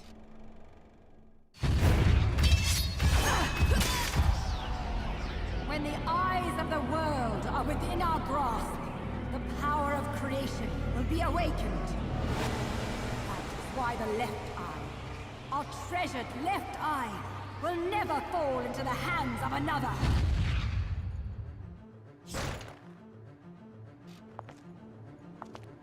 The left eye, our treasured left eye, will never fall into the hands of another. Bayonetta, it is time that this is brought to an end. That you are brought to an end. You did it. It is our charge as witches to protect the treasures of the clan by any means necessary, even if it means burning every inch of this island to a crisp.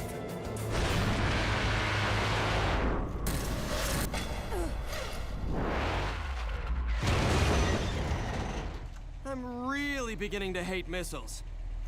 You know, I have no idea what the hell you girls got going on here. But you don't mind if I take this off your hands, do you? Get in, Cerecita. Mommy.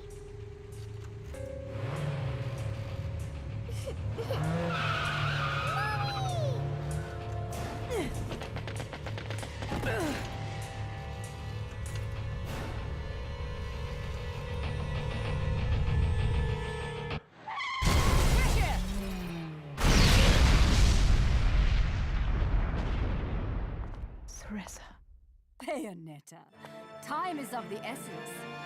This can wait no longer.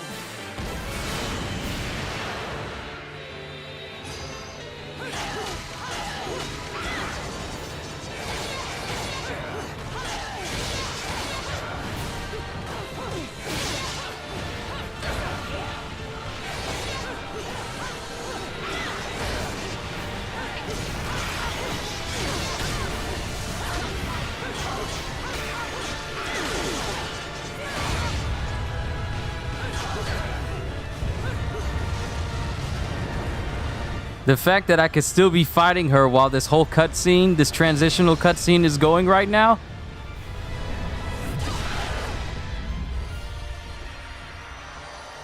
Oh no, the sacred light!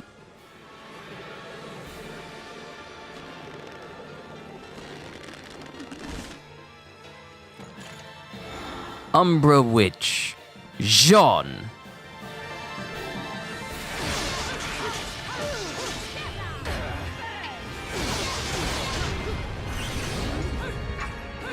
See, I don't need to evade stuff if I can just block it completely.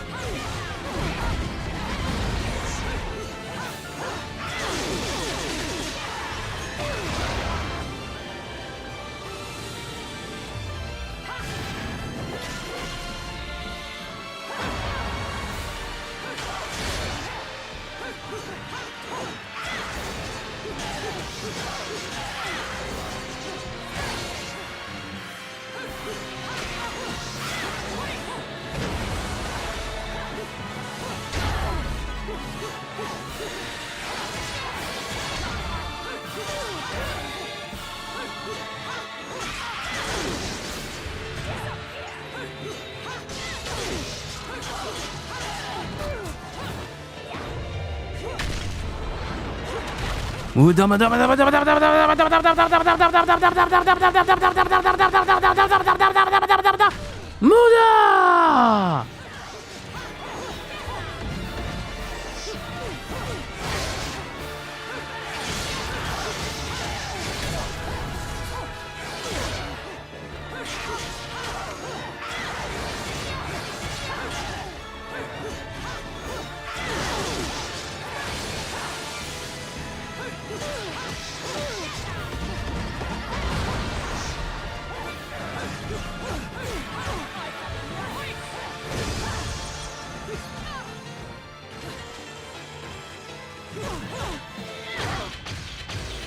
Ooh, that spinning axe kick.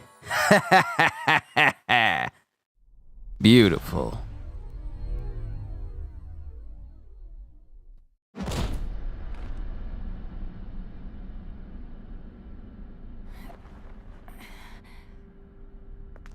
Now it's decided. So it is. The fear is still not gone from your eyes. Fear? The memories you've held for 500 years are the source of your fear. They cloud your vision. But now, you've accepted your fate. That is how you bested me. That is why you possess the most beloved of Umbran treasures. That is why you possess the left eye.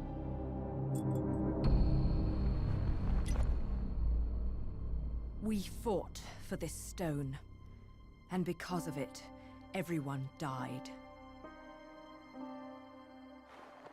That gem brings back so many memories.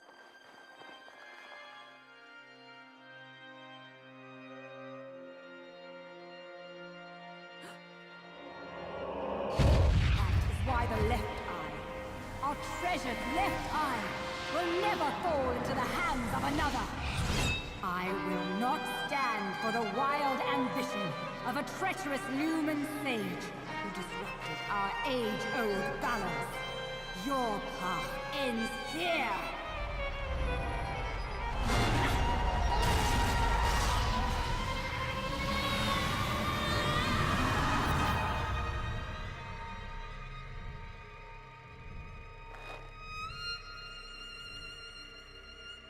not fear your fate. Stand, Teresa. In the innocence of our childhood, we used to play together as friends. But as time passed, perhaps even my eyes were clouded with fear. We were. Do not fear your fate. Stand, Teresa.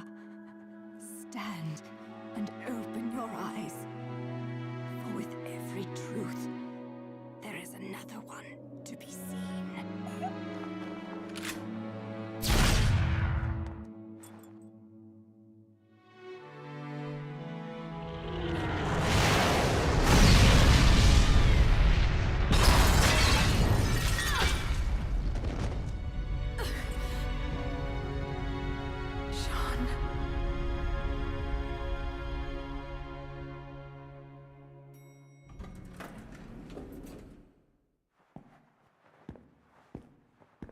Hey, Of course he'd be in another building.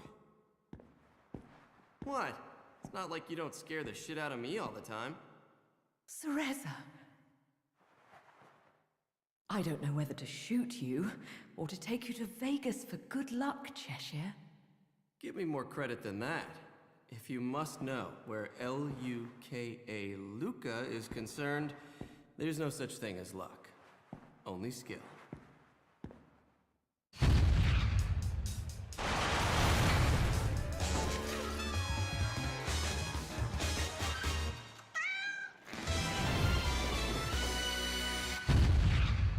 You didn't expect me to trust bitches. I mean, witches, did you, Bayonetta? I wonder what would have happened if he actually continued that sentence. How's the little one? Out like a light. But okay other than that. What about you? You really think I'm gonna let myself be seen in public with a girl looking all beat up like that? Oh.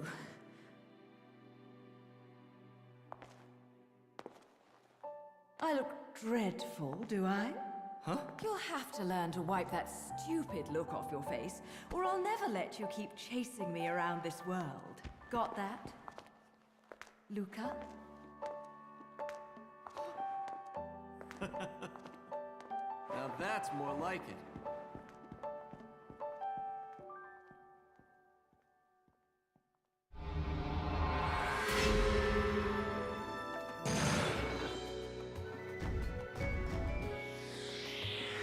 Oh, look at that! Another platinum reward! Oh, well, isn't that cute? Look at that platinum reward. I likes that. I likes getting platinum stuff. Let me take another picture. Alright, let's continue on. We're on chapter 14, so we got 5 more stages to go. But Psycho, you say, one thing you don't understand, if that's the child of her now adult self, then this is like Future and Kid Trunks all over again. Pretty much.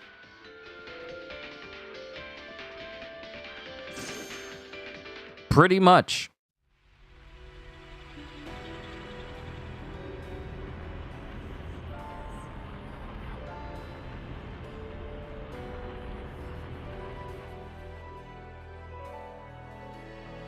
Tower of Truth.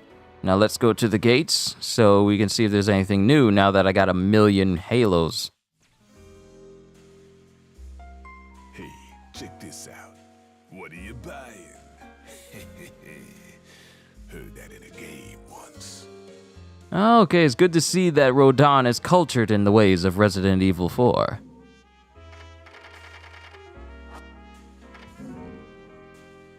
So we got the Lieutenant Kilgore alternates and the Onyx Rose alternates. We don't need either one of those. I've bought basically all of the techniques.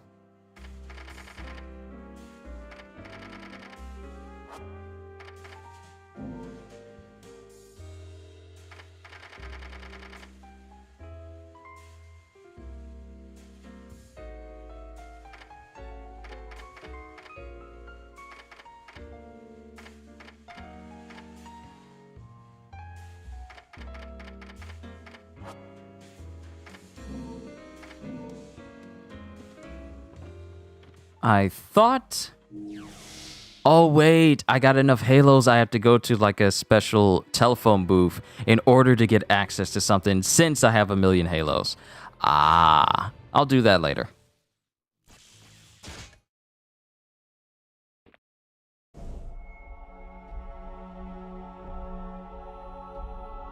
I've been using the sword this whole time. I gotta switch up.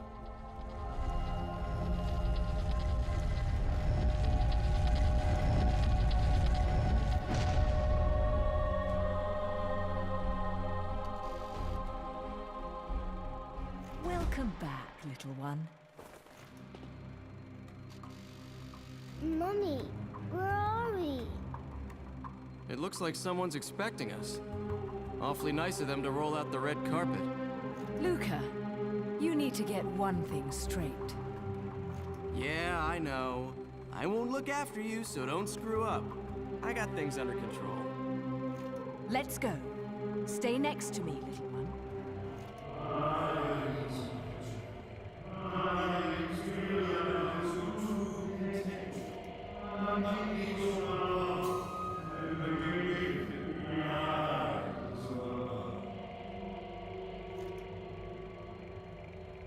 Daddy?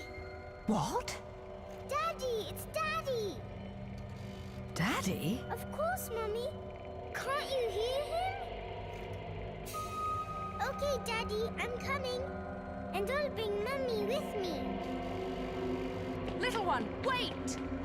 This way, Mummy. Little one!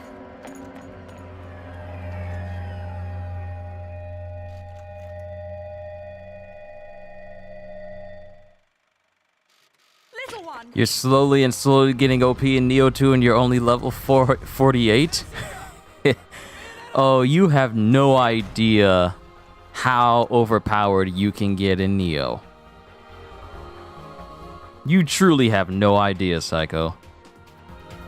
You're only in the double digits. Wait until you get into the 3 digits of your level. That's when things get crazy. Okay, so let me replace... Actually, let me do this.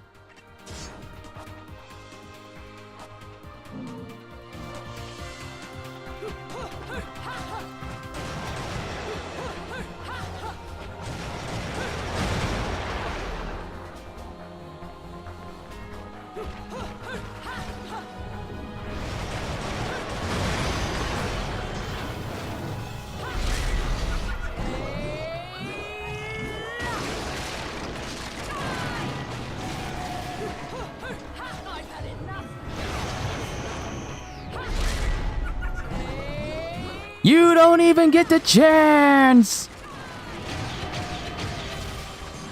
I got shotgun hands now.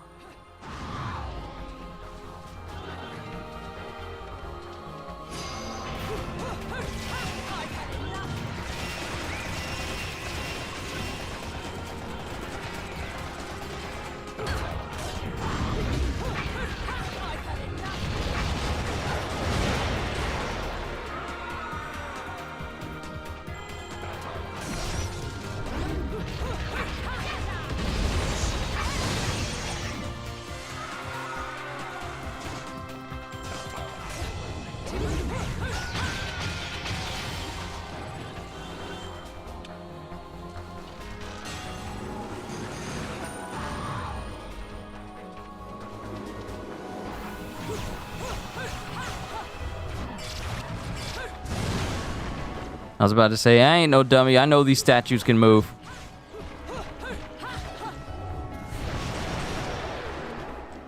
But apparently I am, because they don't.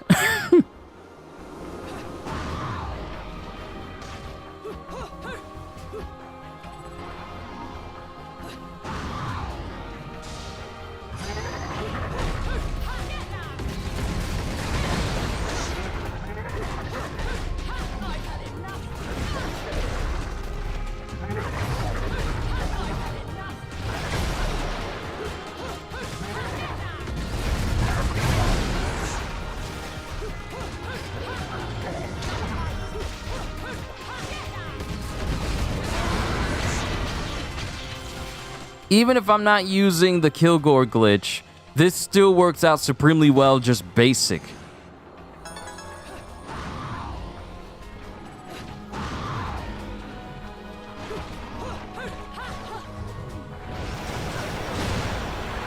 Yep, I knew it!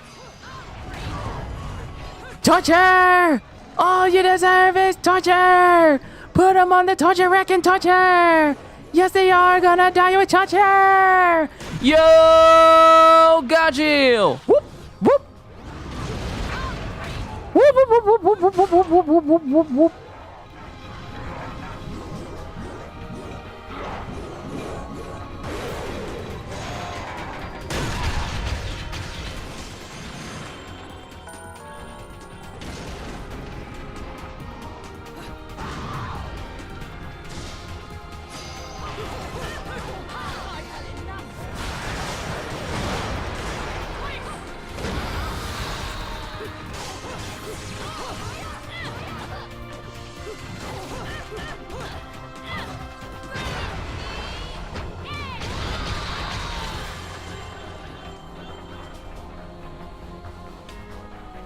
It's good to see you, Gajil, as always. I was talking to people about what we talk about when it comes to Sonic Frontiers and everything. Then I was just telling them about how we as gamers deserve the absolute best when it comes to video games in general.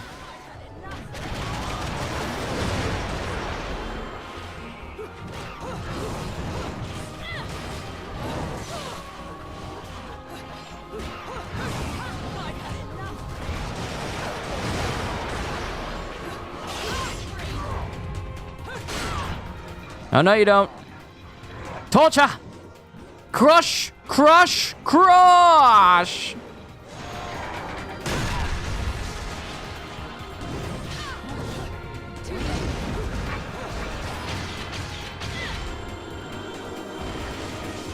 Because I've told them, like, we as consumers, we have every right to criticize and critique and give different opinions to video games. When people make video games, they're not owed praise.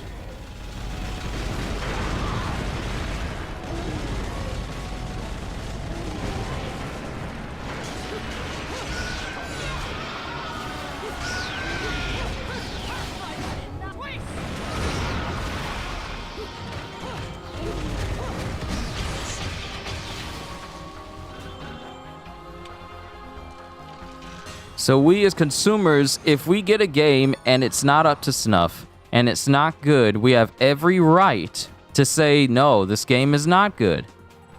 And here's what I don't like about it.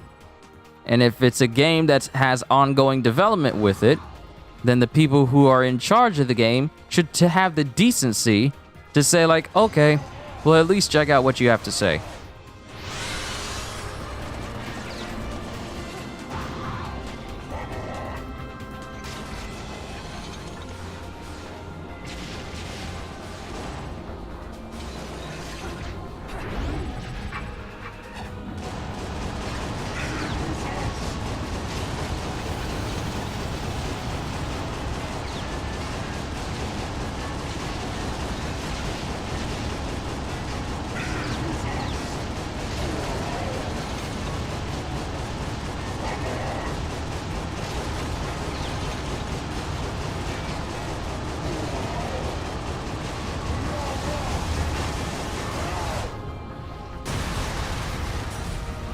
I dodged.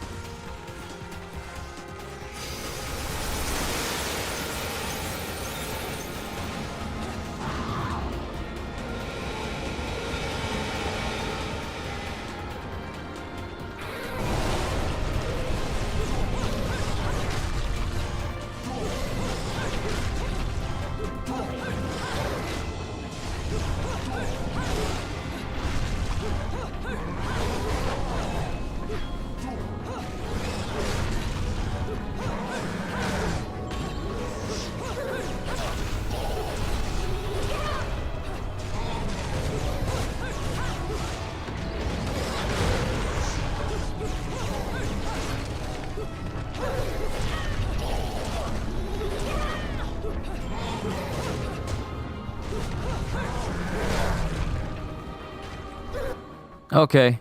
Okay, so the shotguns are not doing well. We need to go back to the katana. That katana was doing some serious damage.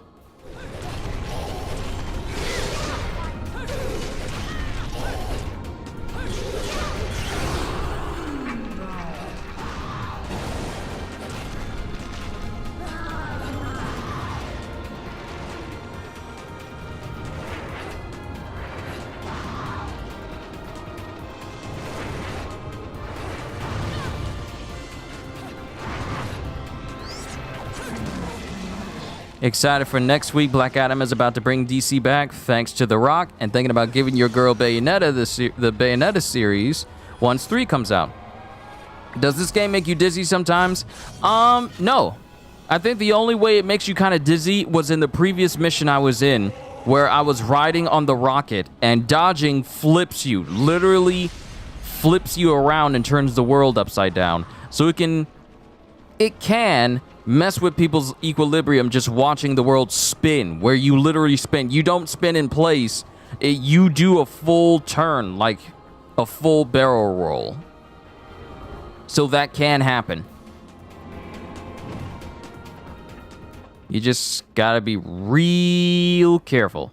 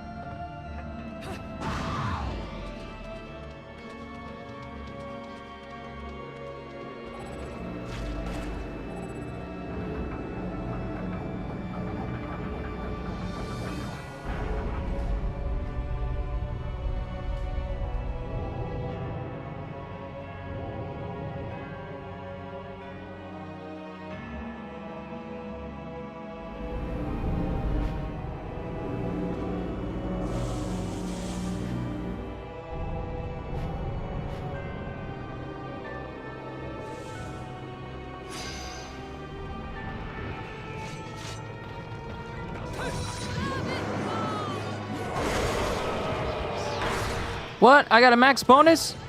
I don't get one of those. I don't get max bonuses for these Iron Maidens. That's rare. Something bad must be about to happen.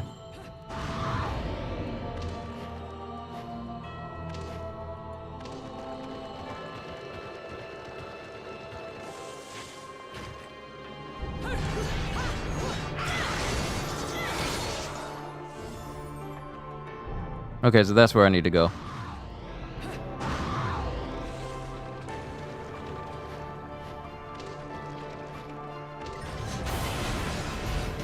Oh, great, it's a golem.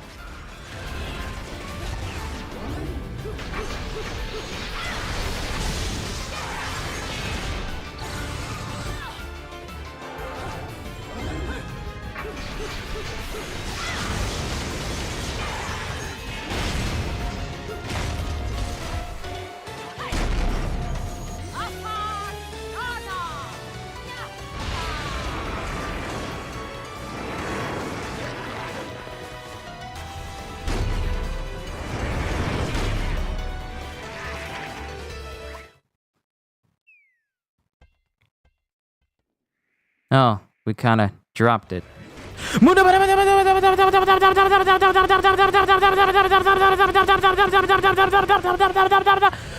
Muda!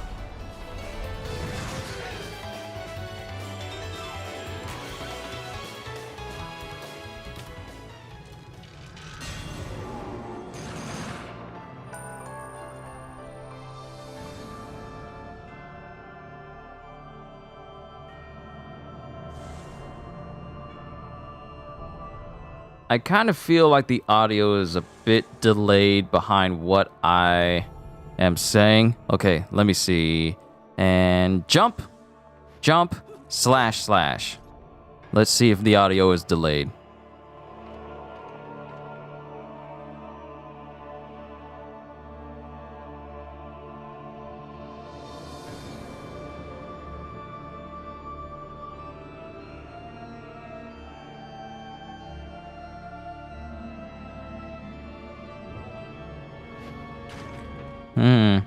It might be I had to reset my I might have to reset my web page. Slash, slash, slash.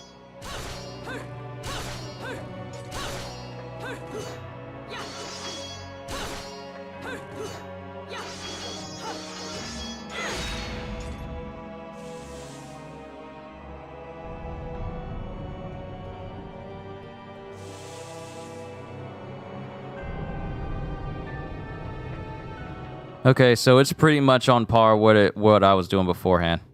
Okay, I'm good now. The audio ain't trying to mess with me no more. So I think we can go ahead and go forward.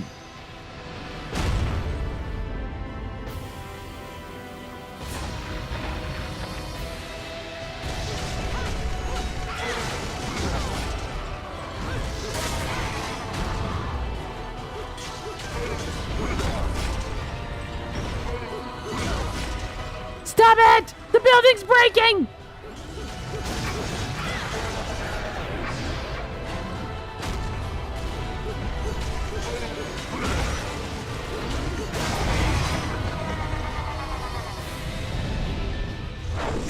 Bye-bye!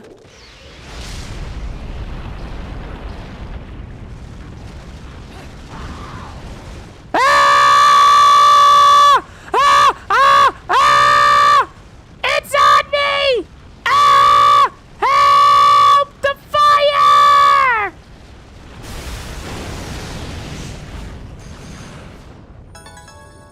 How did I get a platinum? I'm not gonna argue with it.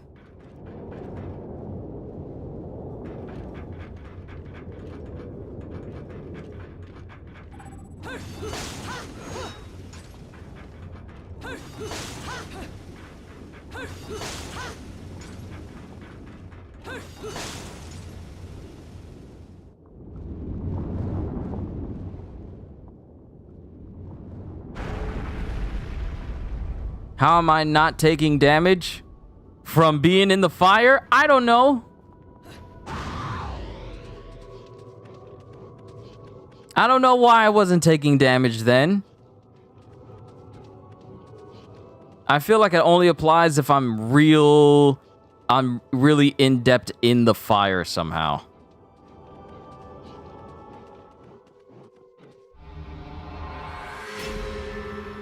Tower of Truth. Done.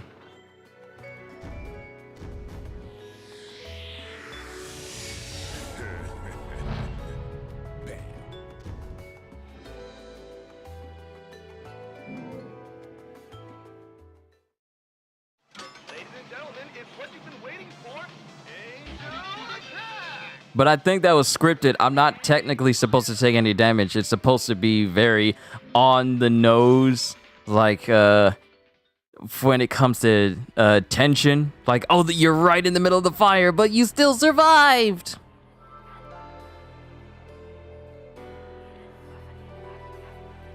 Onwards to chapter 16, The Lumen Sage. Now, mind you, like I said earlier, I bumped it to very easy just to mess with it. Just to mess with it and see how it was. Can we get games like this again? That's what I'm saying. And I don't know if you've seen SkillUp's video concerning Bayonetta 3, but it looks like this is going to be a very good... Bayonetta 3 looks like it's going to be another... It's going to be the resurgence for Platinum Games because they've released like Babylon's Fall, and that really tanked people's opinion of their games. But Bayonetta looks like it's a true return to form, so I'm looking forward to Bayonetta 3.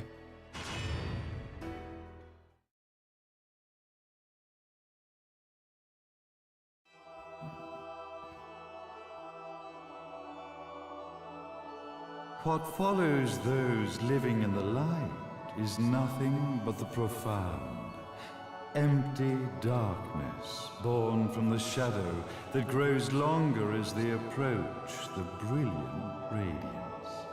To truly see, your eyes must be open to both light and dark. Don't you agree, my dear child?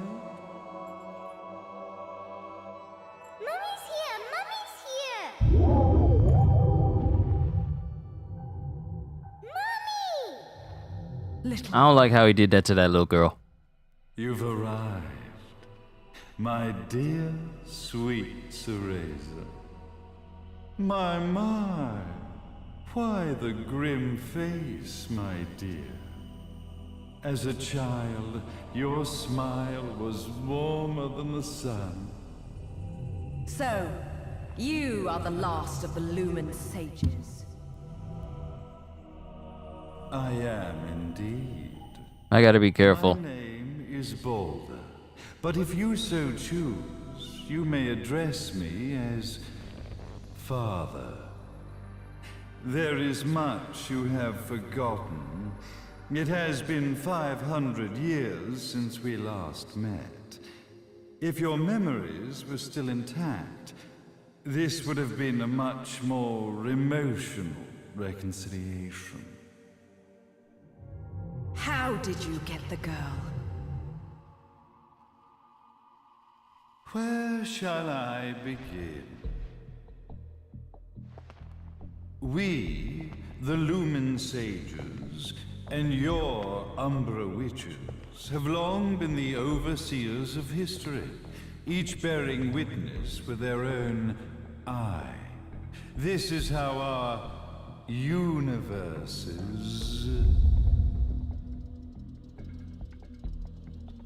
existence was preserved. However, for 500 years, you have been exiled from the world's affairs.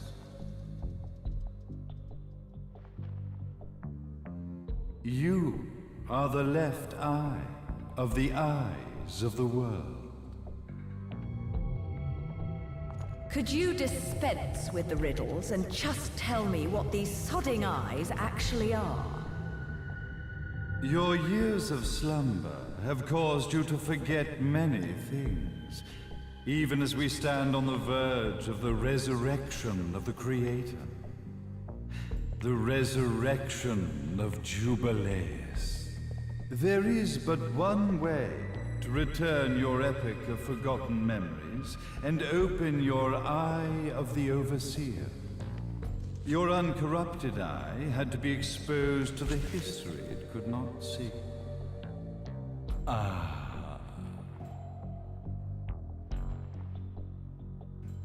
Your battles, your struggles, everything you've experienced in this town has been a stepping stone for your enlightenment.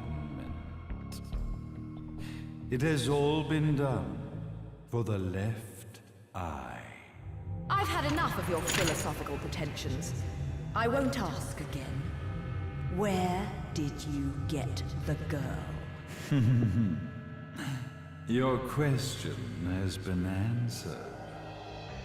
All this has been done to awaken the left eye. For that, you had to see yourself once more.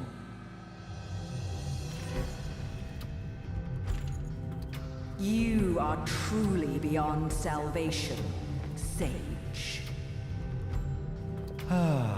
Salvation. Such a curious word. I mark the path to salvation with light. However, no matter how brilliant that light grows, the darkness within the human heart grows even darker. Light, dark, and chaos between. Three realities, once split, shall be brought together to create a new universe in the image of the old. To these ends, leading to the Festival of Resurrection 500 years ago, I fanned the flames of terror, spurring on the witch hunts. However, despite the people's belief in the return of Jubileus, the Creator, the left eye was out of reach. Since then, I have devoted myself to this town's prosperity, and now it is time for my preparations to bear fruit. Jubileus will be resurrected. We will become the eyes of the world, and a new universe will take over.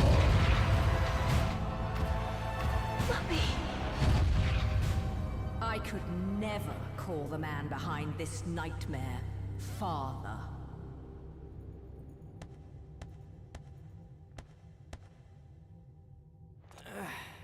Great speech, big guy. Luca. Getting a bit ahead of ourselves, aren't we, Mr. Big Shot Ithaval Executive?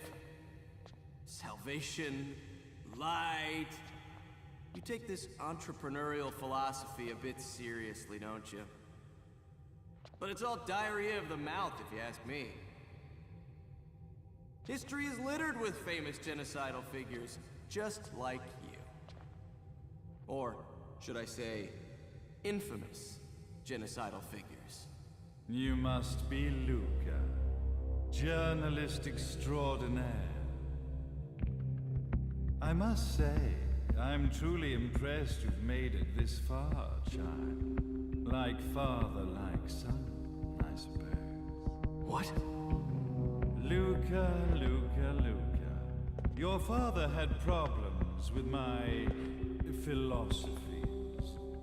It's fine to investigate, but when malicious rumors start to spread, I must see to it that they come to a stop.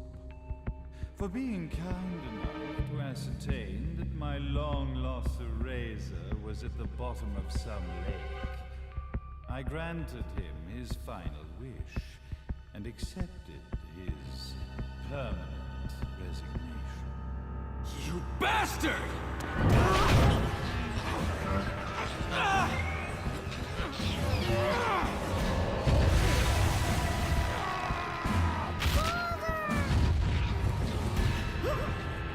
You are of no use to me. However, I am not without dignity.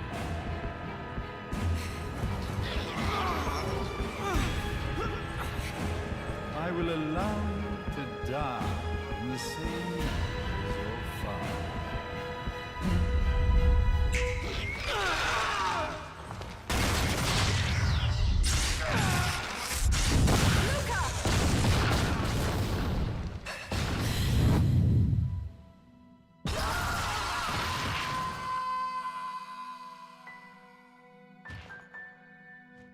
Well, I guess my plan has gone right out the window.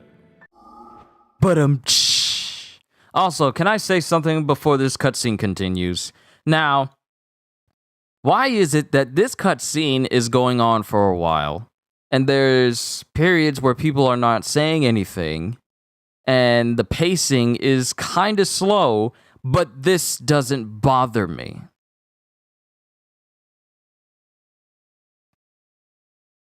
Why is it that I look at the dialogue of Gotham Knights, which is paced weirdly, and it's just odd, and it's paced similar to this? There are periods where people don't say anything, or it feels like some moments are dragging. You see, here's the thing. There's a difference between having slow pacing and then having slow pacing then to the point where it feels like it's dragging on for way too long. So this is a slow-paced cutscene, but I don't feel like it's dragging the story. We're getting necessary information. Versus when I look at Gotham Knights and I hear the dialogue there, and certain things are just filler in the cutscene instead of us getting to the end result. Why is there such a difference? And this game was released like 10 years ago. I think over 10 years ago. What's the difference? Such a shame that sacrifice had to be made. But if destiny is not fulfilled soon, this tragedy will be repeated ad nauseum. Speaking of tragedy, I suppose you've met Jean. While she sealed you away and kept you from trouble, after falling into our hands, she's been incredibly useful. Although her distinct lack of obedience required a bit of mental reprogramming. Her tragic end led you directly to me, just as planned. The time for awakening the left eye is soon. Fear not, my dear, sweet Cereza.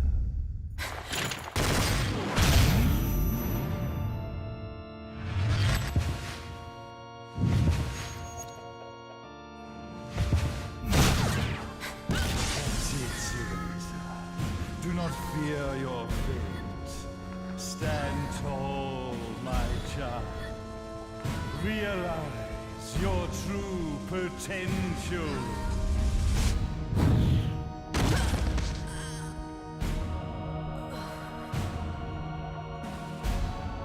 Cereza, we are one, my child.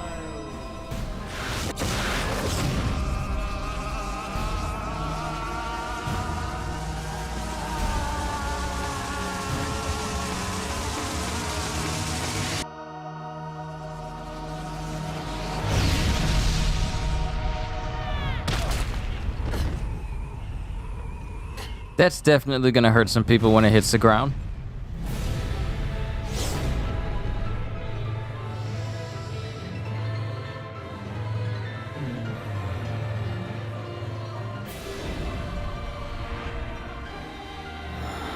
Father Balder! Didn't I just kill you in another game?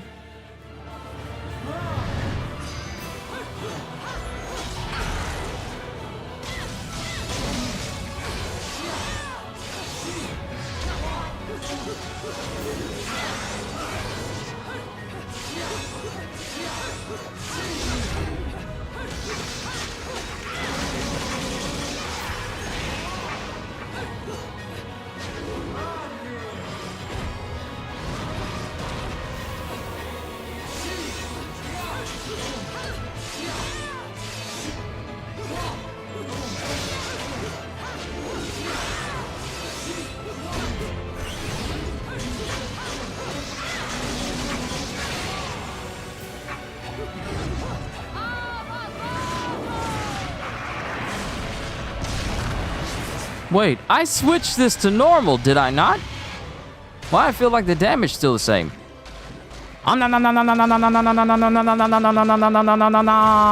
Yo, max bonus!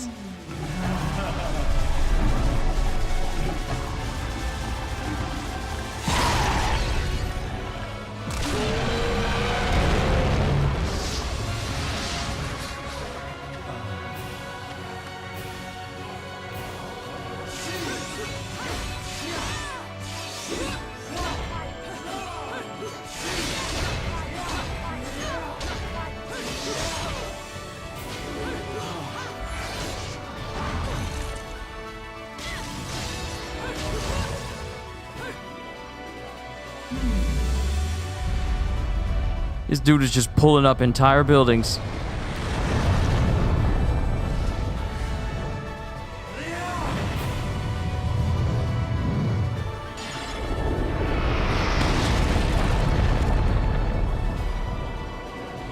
It didn't even give me a chance to fully register that it was the buttons I had to press.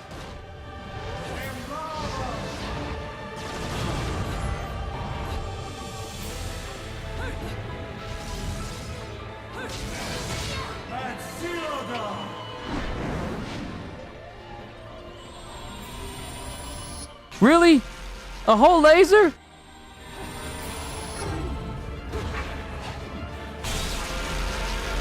This is like Omni-Man. Just like that one moment from Invincible all over again.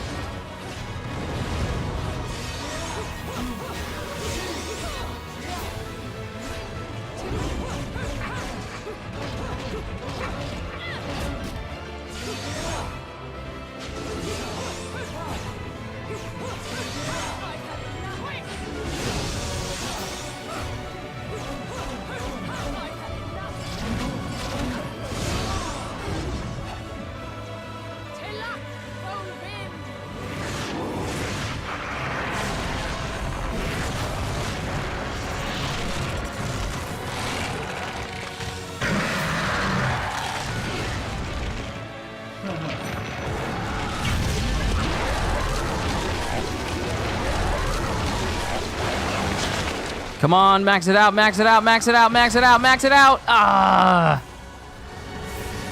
You really gotta have fast fingers for this.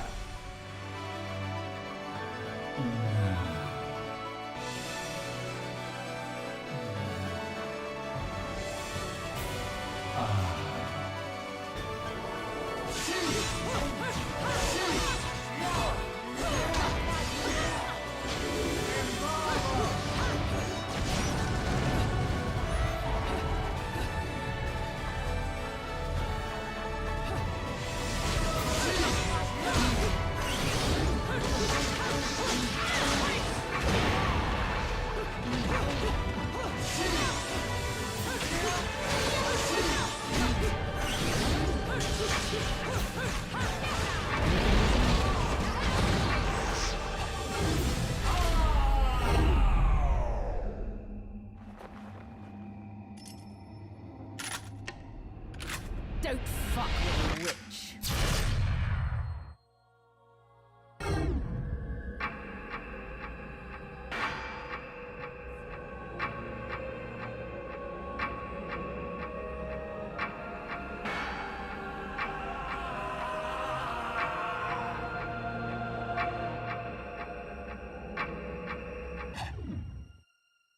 I missed the mark.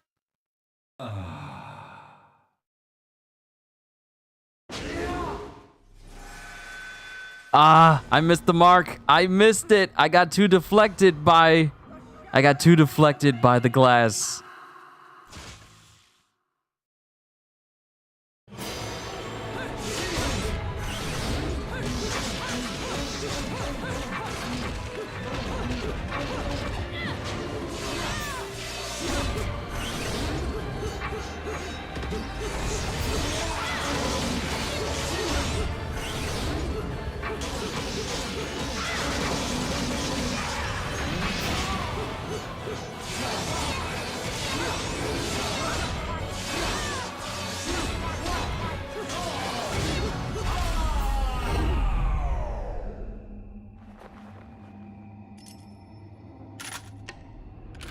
Don't fuck with a witch.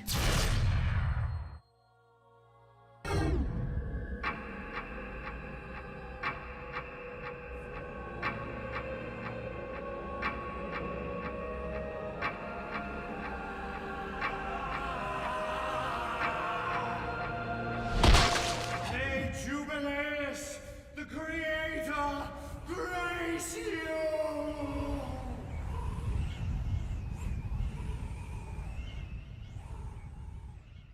And I guess that's the end of that. 'Cause he did.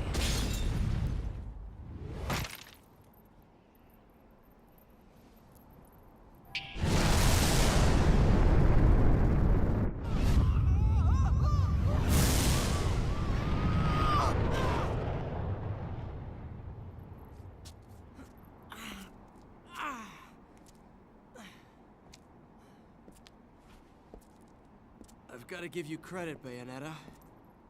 You never cease to impress. You haven't seen the half of it. I've seen enough.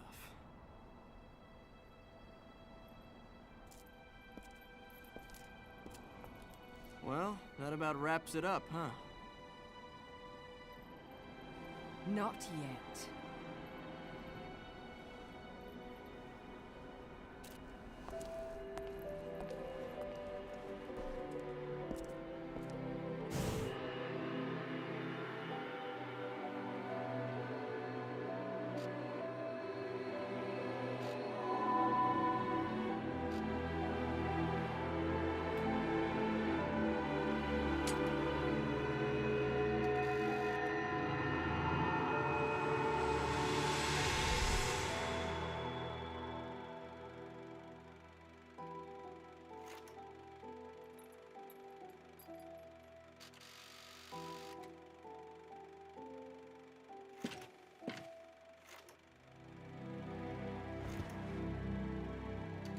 Mommy! Daddy! No need to be afraid, little one. The nightmare is over. Everything was just a dream. You're a strong little girl. There is nothing you cannot overcome. Mommy? Did you find it? What you were looking for? Yes, I found it. So don't you worry anymore. You just keep your treasure safe too.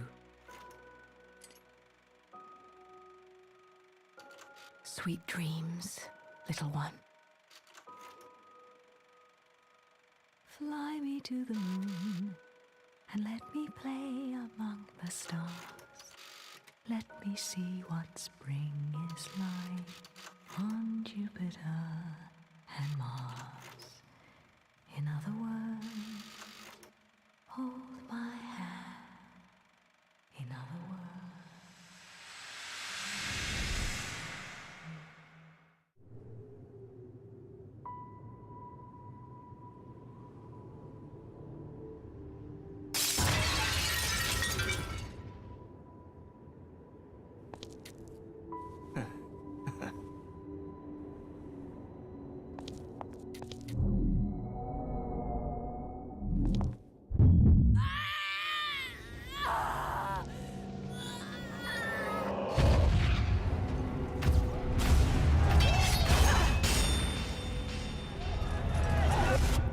When you love something, never lose it.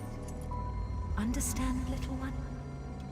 You must keep it safe, close to your heart. I'm not afraid anymore, Mummy. No matter what. There's nothing I cannot do.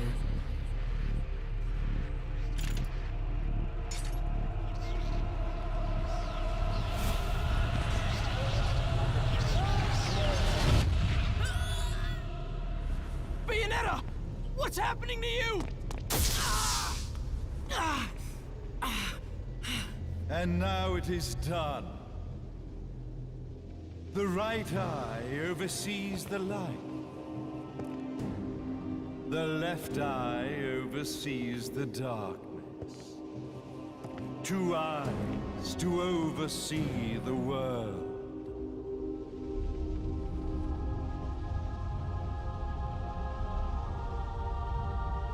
It was never the woman known as Bayonetta that I set my sights upon.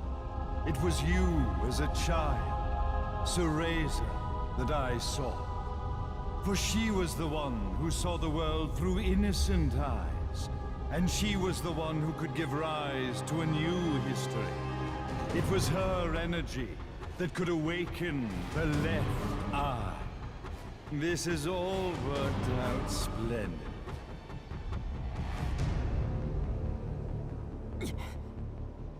Let us begin, Cereza. The time is at hand.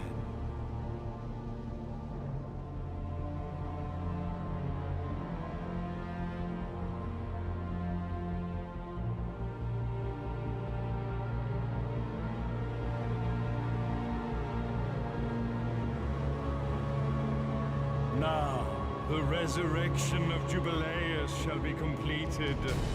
We are the eyes overseeing the world. We are the eyes overseeing a new era, a new reality, to which we will devote ourselves eternally.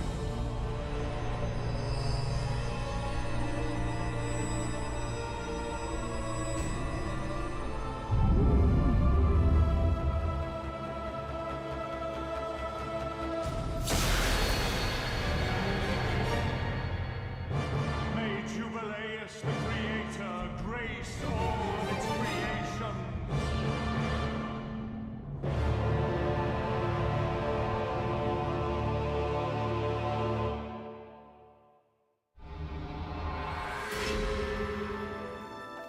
Well, this seems oddly familiar.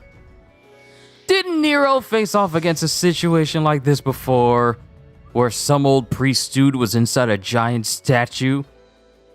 Seems oddly familiar. I am not gonna overwrite my data that I had from another one, so do not update, because the time is better and the combo is better.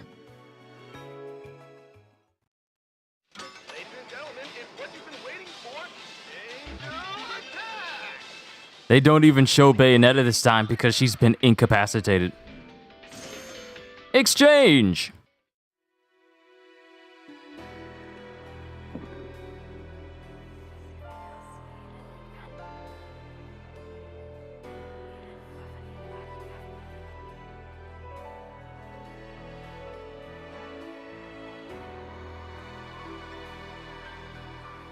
Epilogue. Requiem.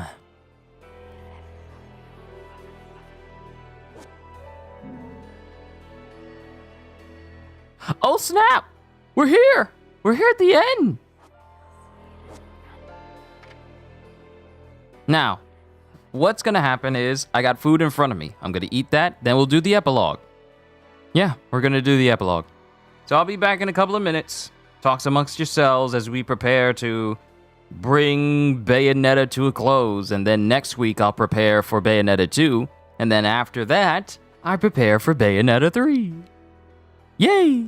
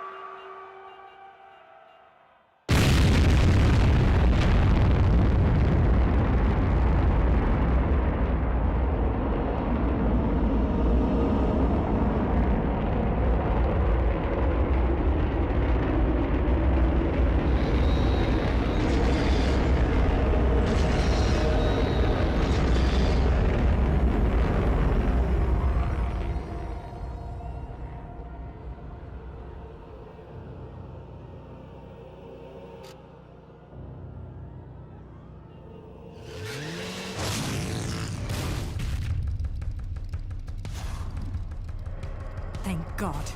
There's still time.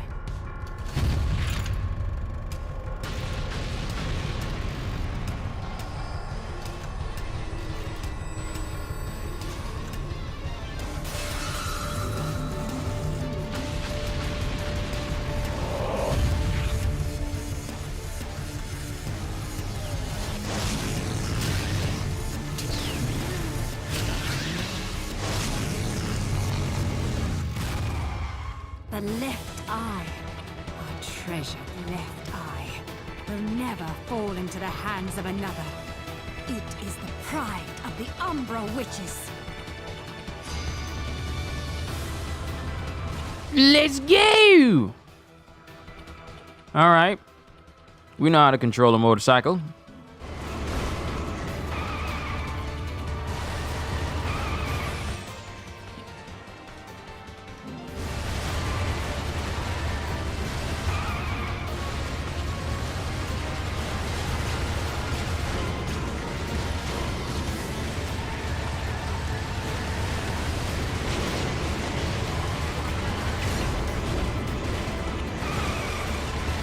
You're too close! Get away!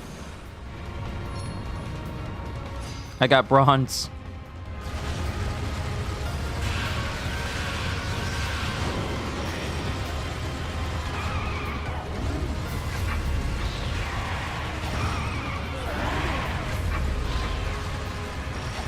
Huh? Huh? Huh? Huh? Huh?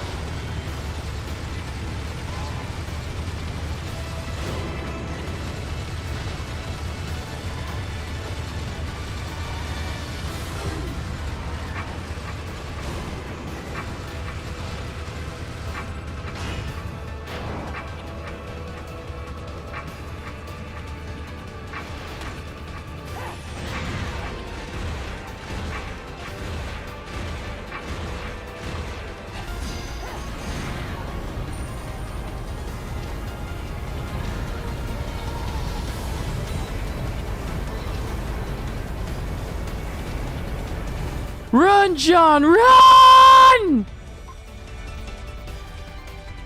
Nah, Jean.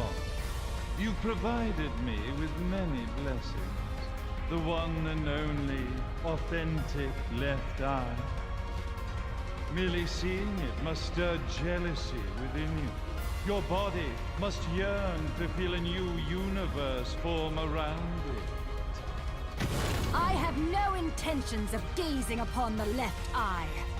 I am here to reclaim my Umbran sister.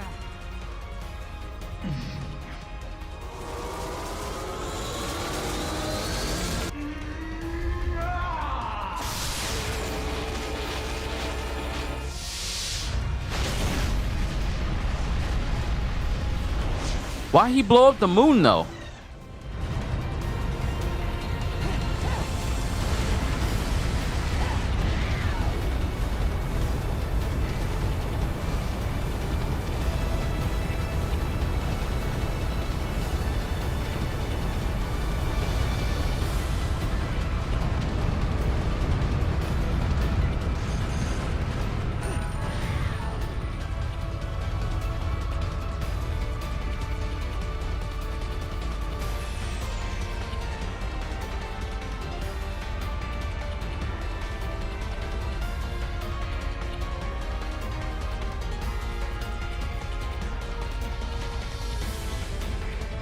The time has come for Jubileus to return.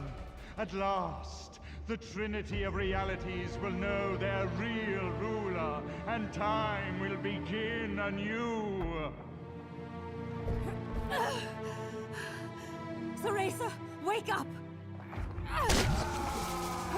Are you insane? Lights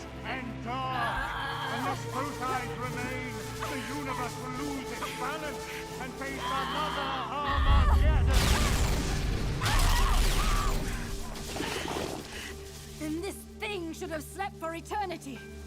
Now you must wake up, Cereza. Cereza! Cereza! Damn you! Open your eyes!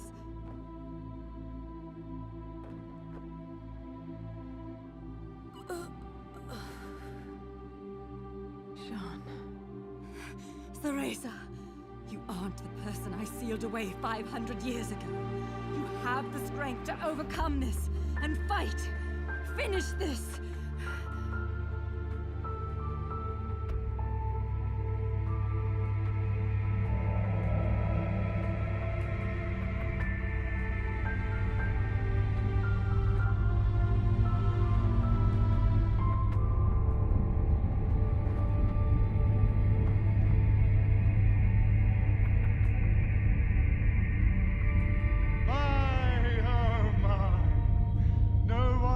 Control Jubileus now. His power is too intense. Light, dark, human. All the strife, all the struggle. The trinity of realities wrapped up in a vortex of creation.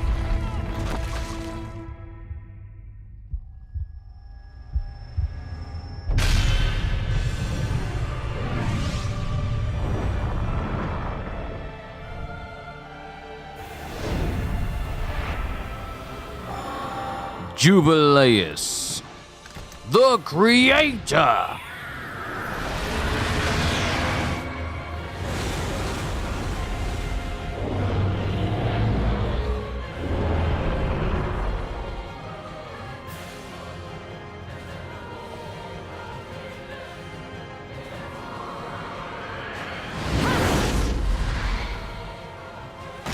Rest, my friend.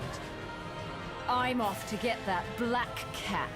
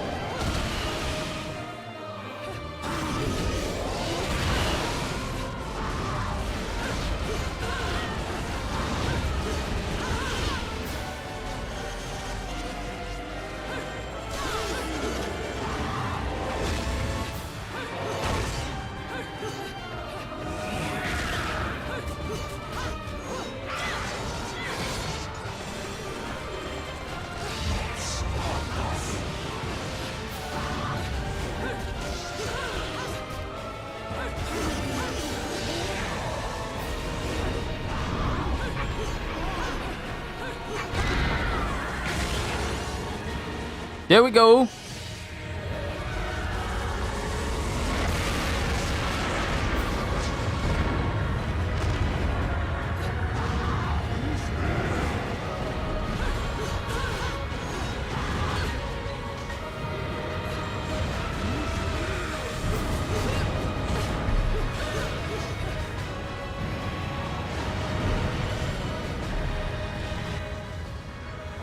This might be the first time I actually use an item.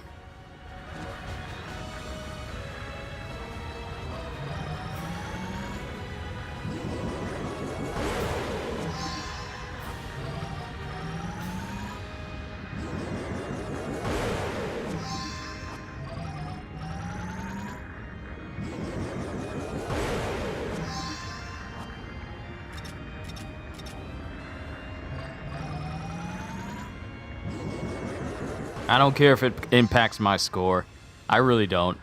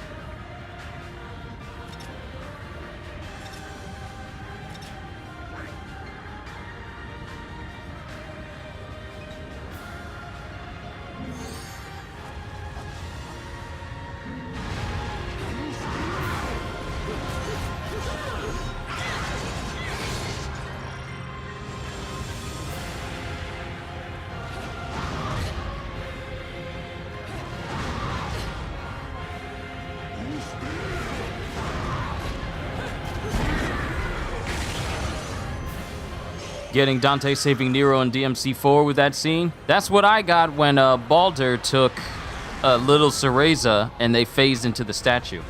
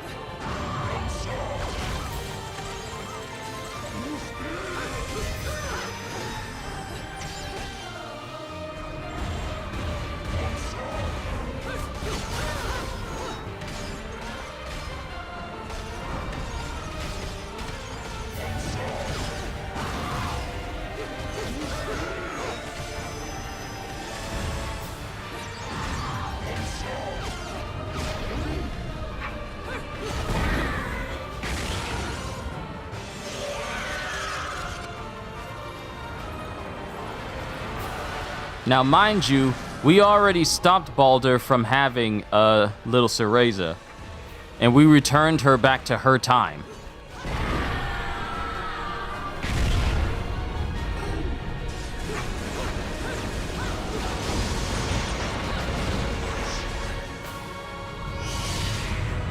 So now it's just Baldur and Jubileus herself.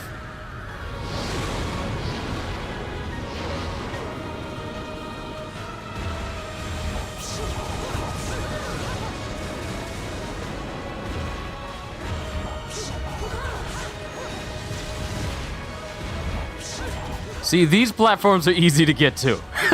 They're so easy to get to.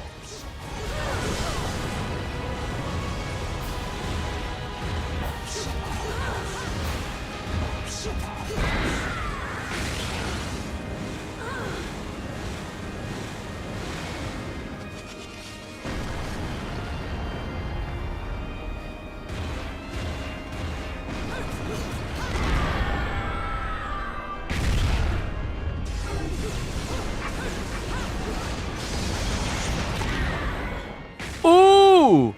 Ooh! I comboed her directly into a new status. Let's go! See, this Colonel Kilgore, this Lieutenant Kilgore is just way too strong.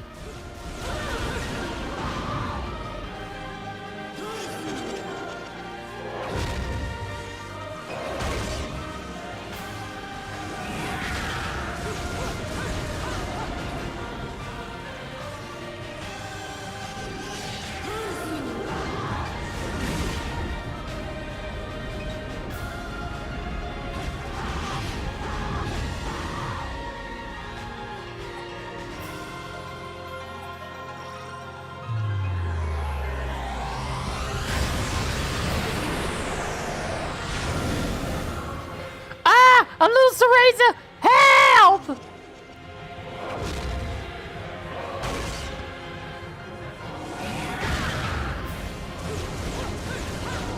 She turned me into little Cereza.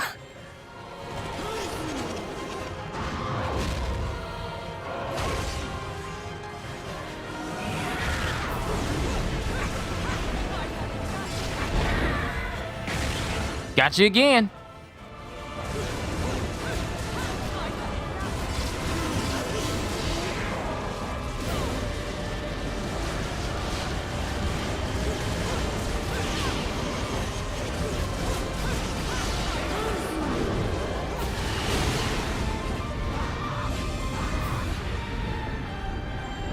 No!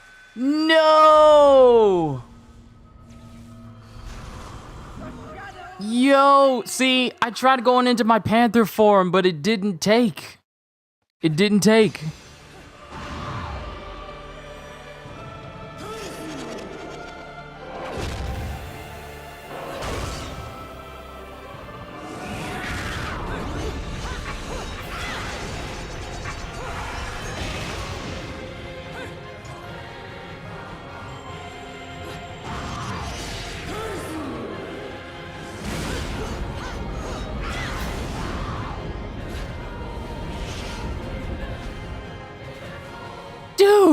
If my panther form isn't enough to stop it, if my panther form isn't fast enough for me to get away from it, what is? Throw me a bone here or something, please.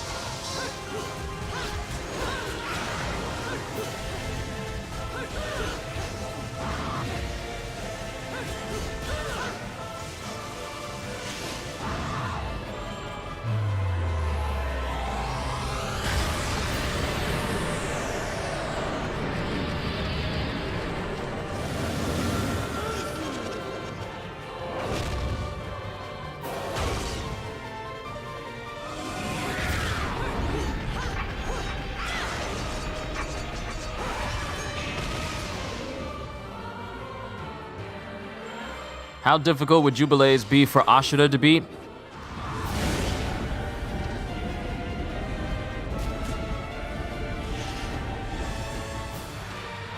I really do have to be far away enough in order to keep that from injuring me massively.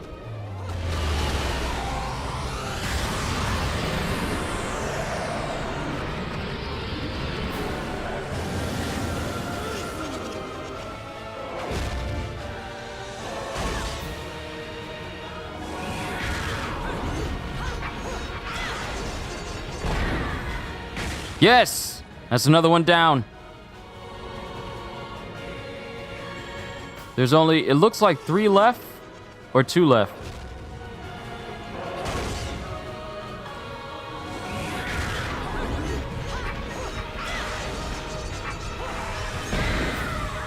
Yes!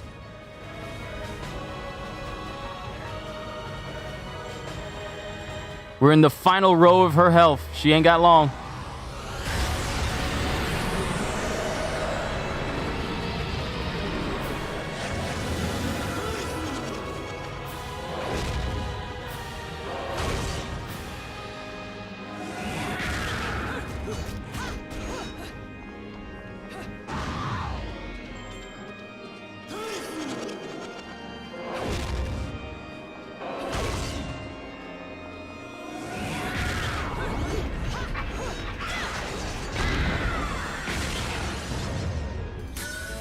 Let's go! Climax!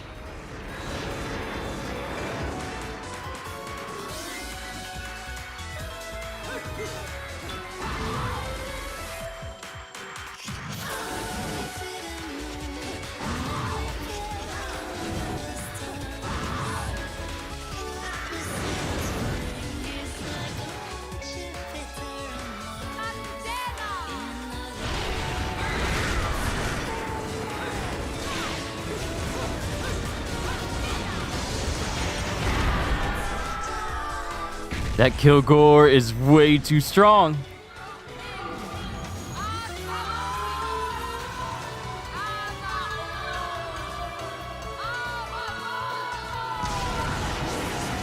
You know, this is strong for her to be doing that a long time.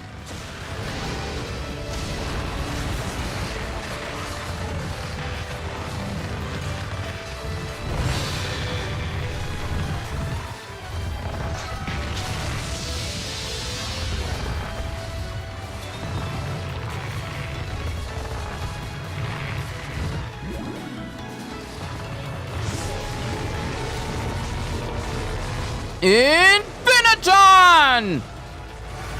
Big Bang Bonus!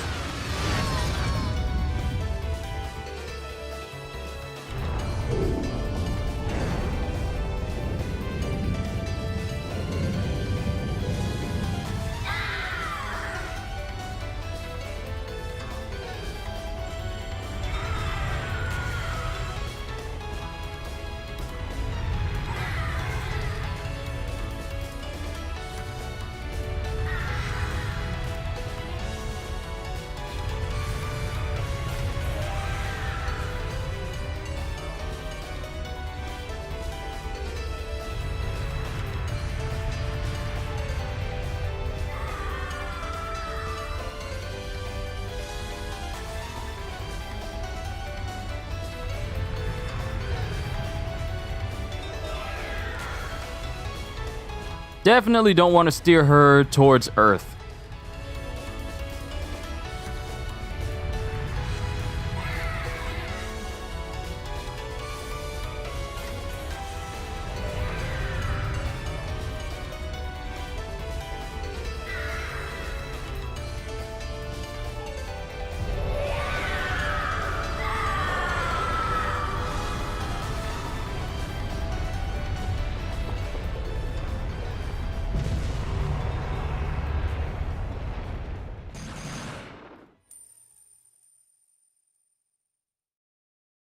Nice! Jubilee is blasting off again!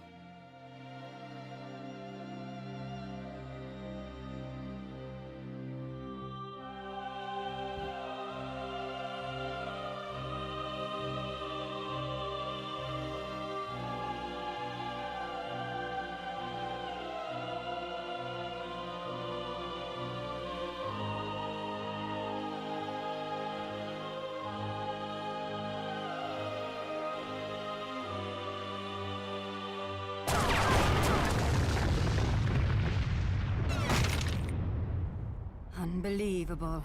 We managed to stop this abomination, and it's still going to destroy the world. John!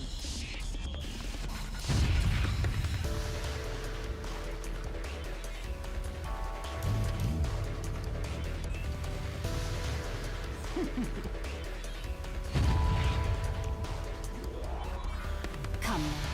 You're one of a kind. If you die here, who's going to save the world? I'll send you home, even if it kills me. Now, let's finish this. You and I are going home together. John, we're both one of a kind. Now those are the eyes I've been waiting to see.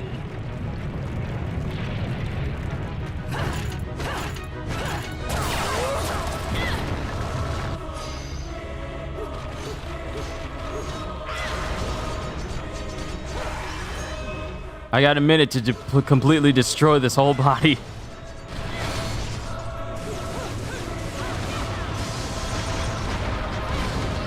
You know what? This Lieutenant Kilgore glitch is probably going to be the best. It's probably going to be my best bet for doing this.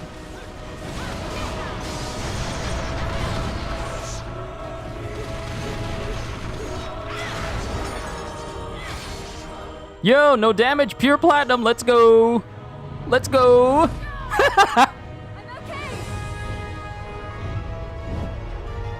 Let's go. Just stay close to me.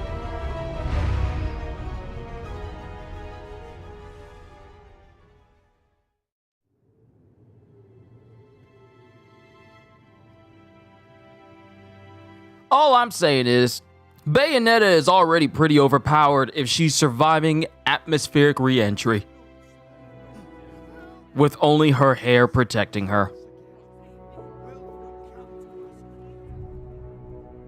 Okay, this is getting ridiculous. How do you keep surviving all this? I bet you're trying to sneak up on me right now. Aren't you, Bayonetta? Don't you say it! Jackpot. Good lord, Devil May Cry 5 is such a good game. I was almost tempted to get the special edition for the PS5, even though I know I can't transfer my save over, just for the faster load times and the improvements for it being on the PS5. But it's such a good game, though. Well, no rest for the wicked. It's funny, me and Gagio ran through a mission called that. And I guess I'm gonna have to find a new racket to line my pockets. No bonus for old Enzo this time. As fucking usual. You know how it works with witches, Enzo.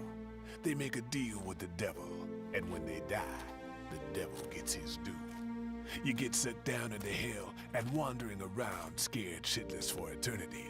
Kinda comes with the territory. Why are you telling me this? Is this not why we are standing here? Praying for her soul to rest in peace? I better not be out here catching a fucking cold if these prayers don't mean nothing. It's nice to think your prayers are worth a damn, isn't it? You made a killing exploiting her. Hell, you never know. She might get lonely and come back to haunt your ass. Haunt me? Hell can keep her then.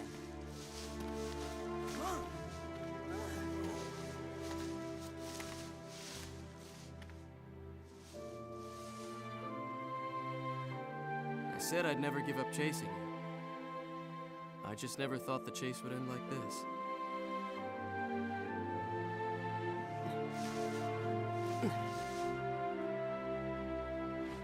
Rosemary. You said it was a demon repellent. It might help you on the road ahead.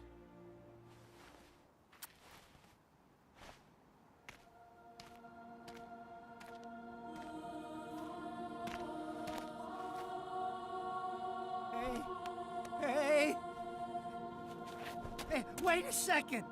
What the hell are they coming down here to get her for? Of course they'd come for the prize they've been seeking all along. Holy shit! You're...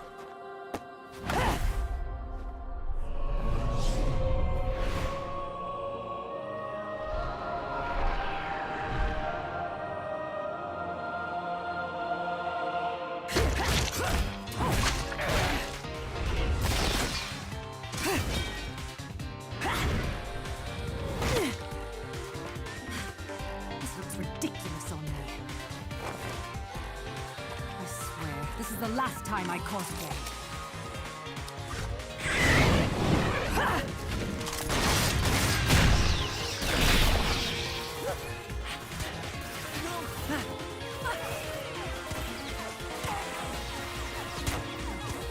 You hear that? That's your cue.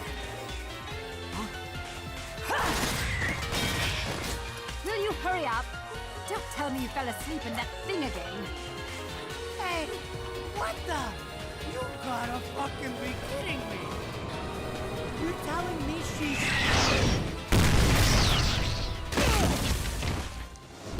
Unfucking believable! Morning! What was shoving me into this filthy old casket? And next time, some air holes would be nice. Fewer words, ideally. Save the chit-chat for later. We've got work to do.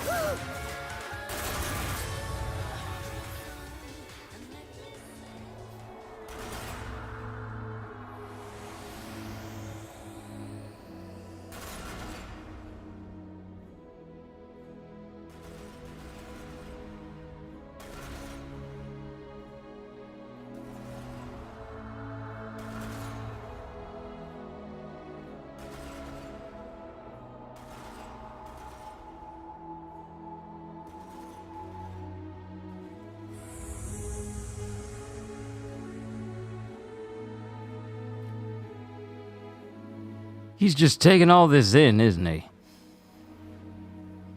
Extra ingenue?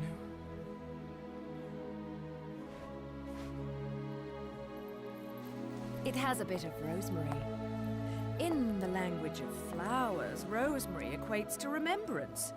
Suits me now, doesn't it? Let's dance, boys! Feeling a tad thirsty and smitten. Yeah. Team Little Angels are... Director Hideki Kamiya. Producer Yusuke Hashimoto. Cinematics Director Yuji Shimomura.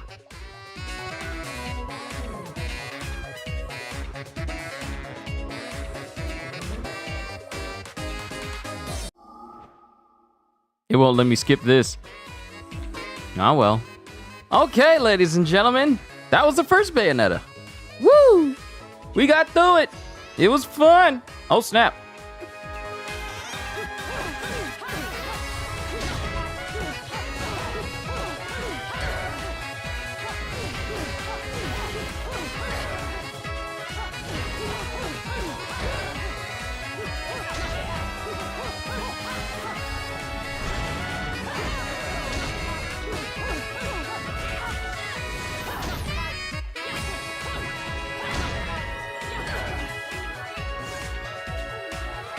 Oh, come on.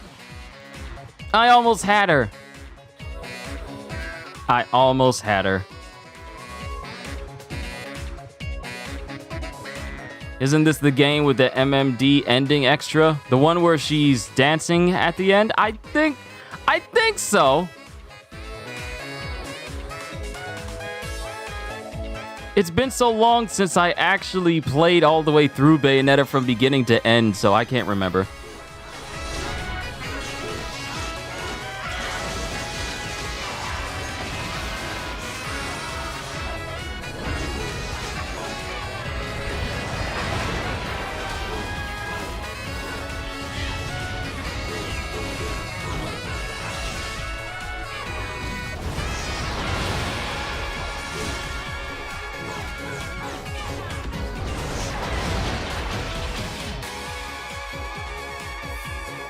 Success! Thank you, Lieutenant Kilgore. the Durga, the Durga. Hey! Well, at least thank you for giving me a combo. Oh, I think another section's coming up right here.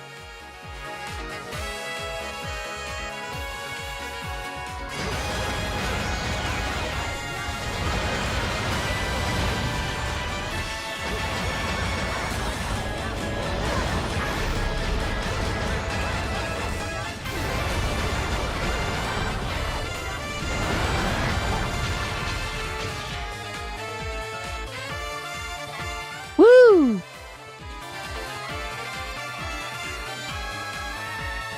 Now, the thing about that is you can play through the game where Bayonetta is able to... You can play through the game where Bayonetta is able to... Ooh, a platinum, thank you.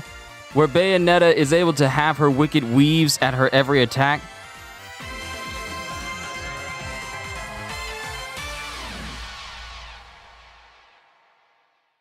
But I have to beat, like, Infinite Climax in order for... There it is. I have to beat the game on non-stop climax in order for me to unlock the ability to use Bayonetta's wicked weaves throughout her entire gameplay.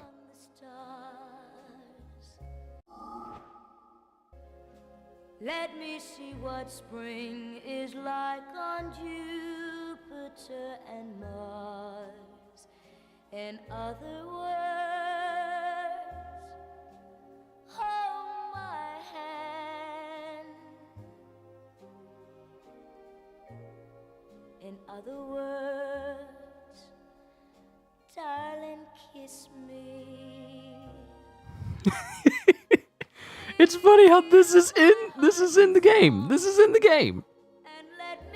This just makes me laugh how this is in the game and Nintendo was all like, yeah, we'll keep it.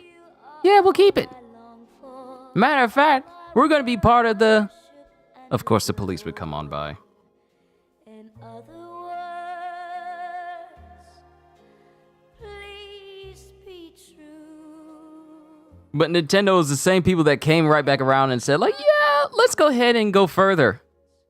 It's almost like a James Bond intro or ending. Yeah, it essentially is. It essentially is one. Fill my heart with song and let me sing forevermore. You are all I long for, all I worship and adore.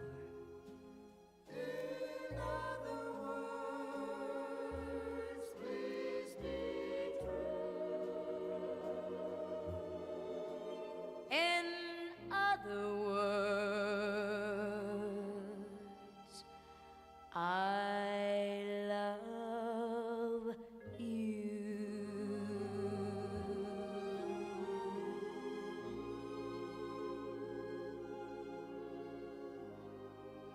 I made sure I took a screenshot of Bayonetta on the moon.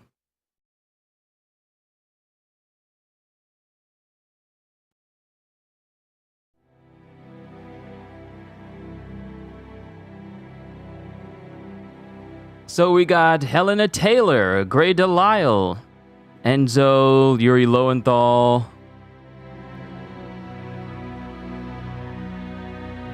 And then we got the Japanese crew. Oh, I forgot. If I was in the Princess Peach outfit, then her Wicked Wheeze would take on the form of Bowser's arm and legs.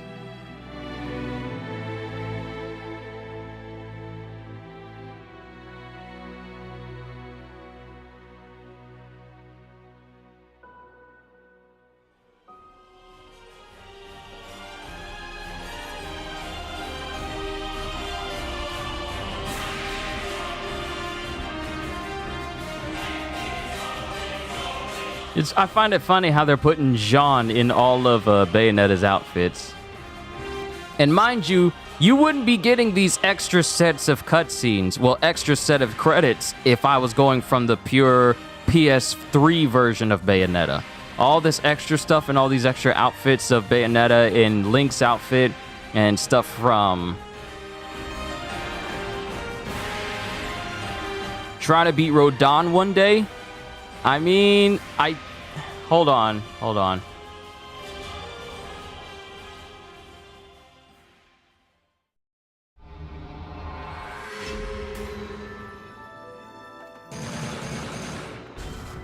Epilogue died 2.5 times. Of course I got a bronze. Of course I did.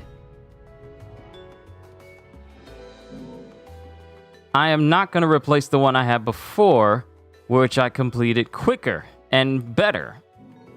So no, I'm not going to update it with that abysmal score.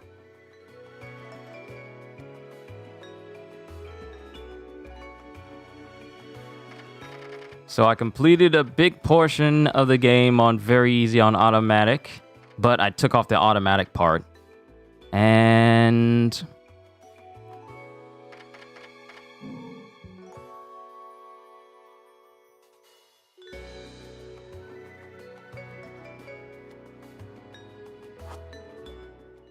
all right, congratulations.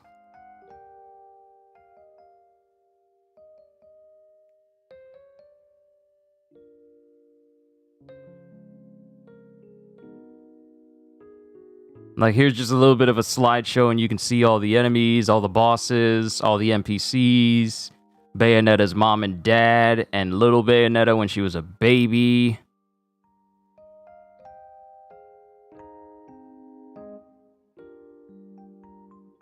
Now, I want to get a shot of Baldur, and then you can see, who's that little kid? There's like a little kid right there. Oh, it's a young Luca giving a flower to a... Too bad I can't zoom in.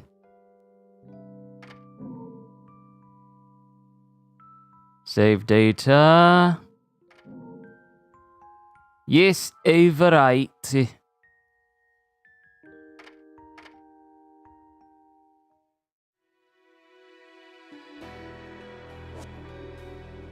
Okay, so let me look this up. I think I have enough Halos where I can buy the Rodin ticket, so I can actually take him on.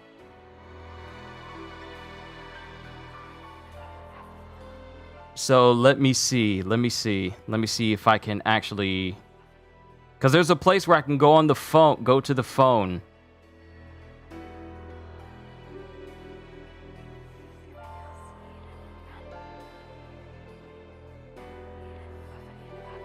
So let me just find out which place it is specifically.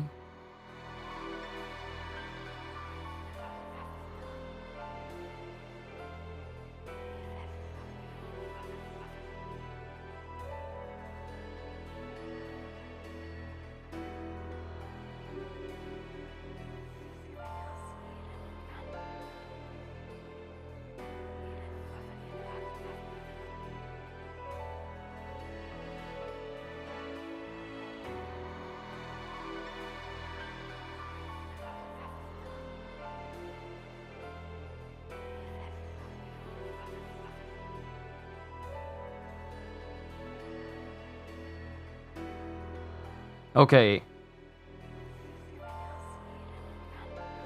Oh, okay. Okay, after collecting all the halos. Oh, okay. So apparently I need 10 million total. I need to have gotten 10 million. I need to have gotten 10 million halos total. I got 1 million right now.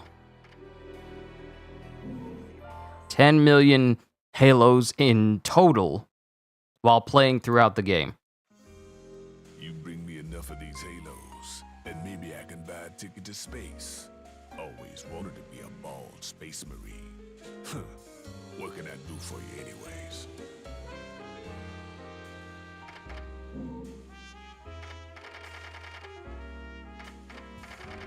Okay.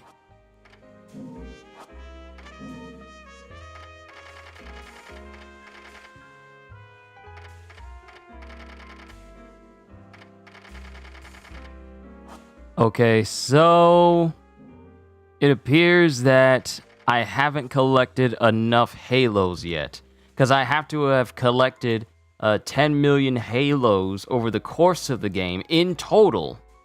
These halos do not have to be saved up all at once, and even halos you spend on other things still count towards this number. After collecting all the halos, the platinum ticket will be available for purchase at the gates for 999,999 halos.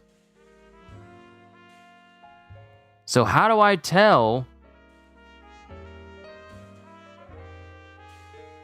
How do I tell?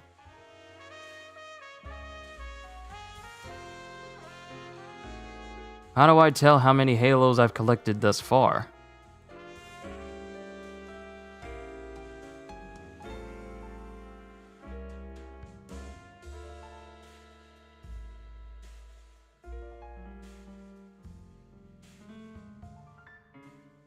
I have to accumulate 10 million halos. Okay, from the first halo, there is a counter that goes up, and when that counter reaches 10 million, you get the option to buy the ticket. That does not mean you need to have 10 millions in your credit. The ticket actually costs 1 million. Let's see.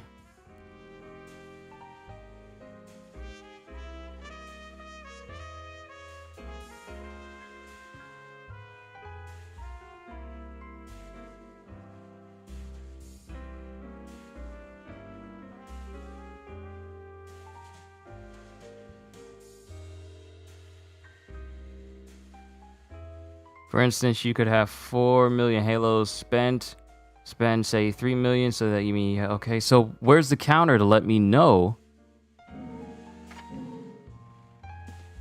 Where's the counter that can let me know how many halos I have? If I don't find it, then I'll probably just have to fight Rodon another day.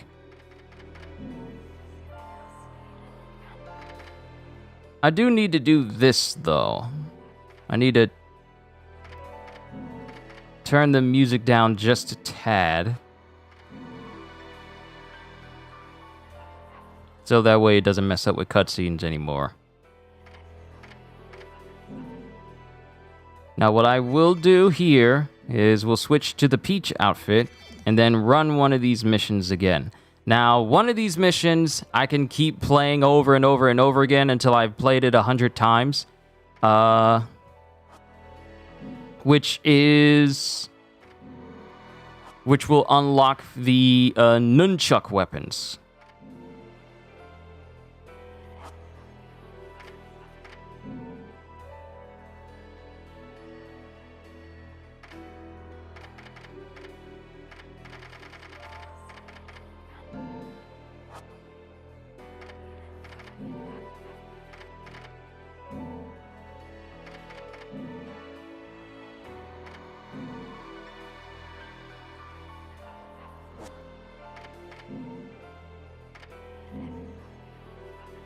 So really, you can keep playing the prologue over and over and over again.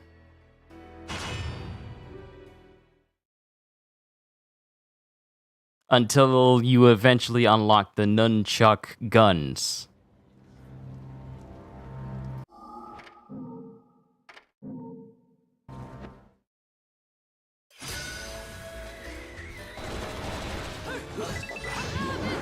What?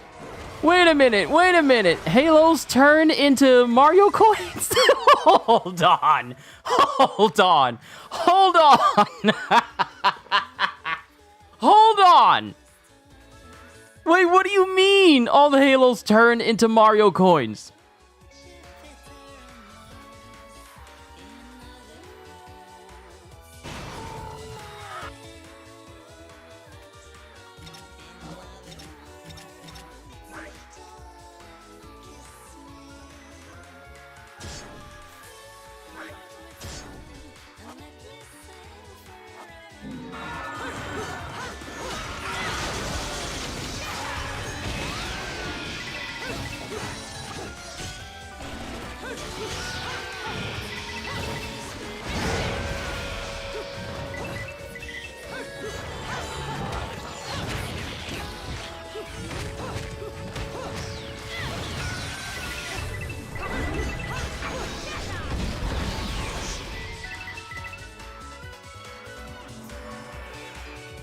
Any game is amazing if it lets you be like Bruce Lee. Like, imagine me beating all of these angel creatures with just pure nunchucks.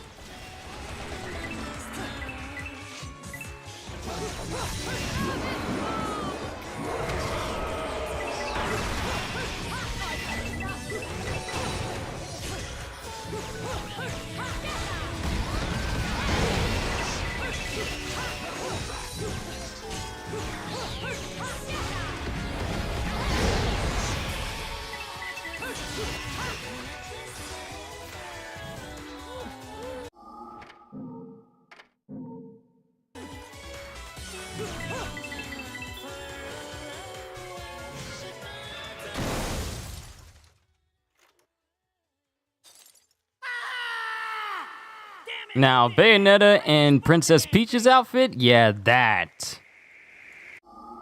that's cosplay.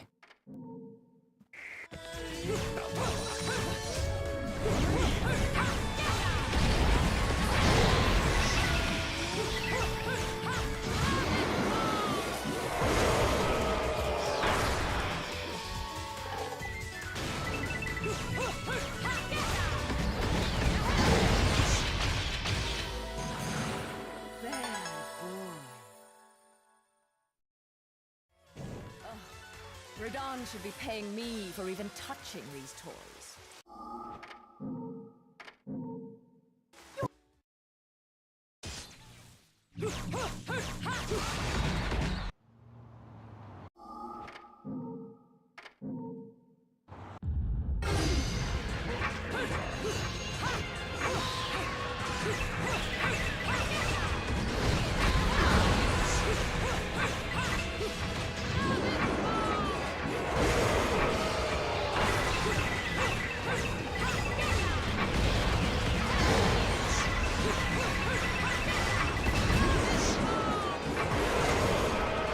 Hey, I'm getting these even faster now.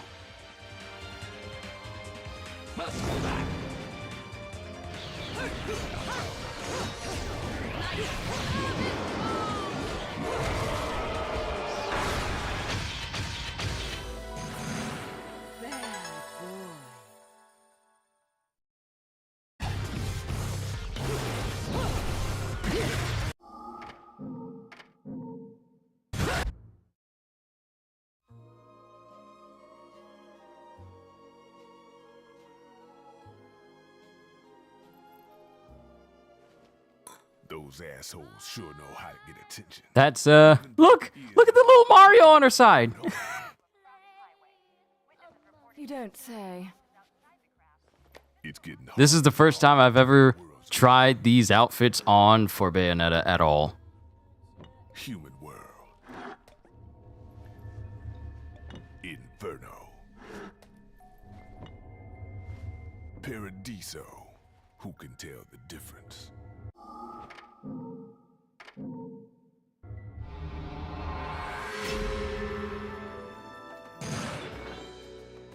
Have I seen Werewolf by Night yet? I have not.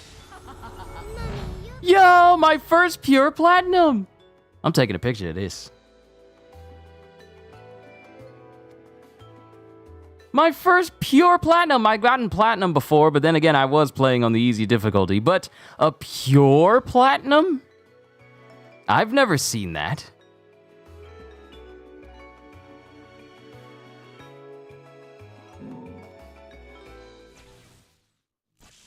Ladies and gentlemen, it's what you've been waiting for. Angel attack! Ready, fire!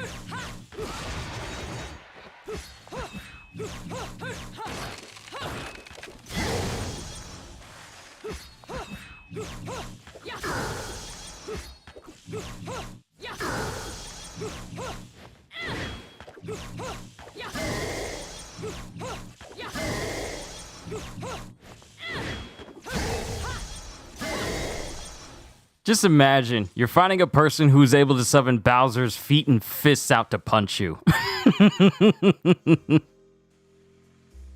You here for business or pleasure? Either way, I'll hook you up.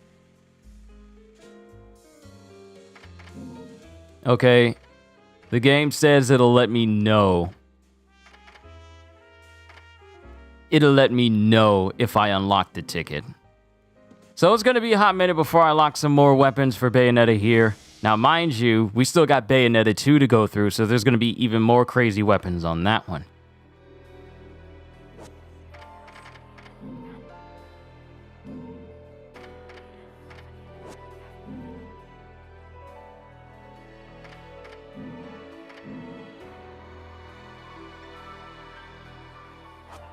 All right. I'll probably call it a session here, so that way we can be prepared for Bayonetta 2 next week. And then, oh, this is actually working out really well. I started Bayonetta, what? Last week? No. I started it this week.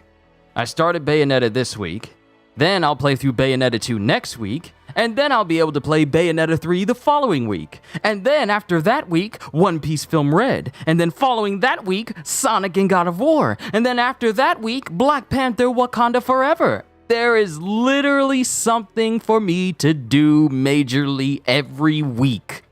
Every week, going through now until pretty much the middle of November. It's great, and I'm looking forward to it. But this is where I'm going to call my Bayonetta playthrough to a close for today. Like I said, I'm mainly playing through the Bayonetta game so we can get caught up to speed to the story and the game as a whole before we jump into Bayonetta 3 and mess around with that until Sonic Frontiers comes out. And then the big gaming franchise, the big game I'm going to be doing a full video playthrough on will be God of War. And I will be dedicating a lot of time to it. But I'm looking forward to all the content that I'm going to be bringing you guys. So, as I bring this session to a close, all I can say is, hope you all enjoyed. Can't wait to see you all in my next video. And if you're new to the channel, and you enjoyed what you saw here today, then like, subscribe, and maybe even consider becoming a member. Because I am always looking forward to entertaining you. So have a fantastic day, and once again, as always,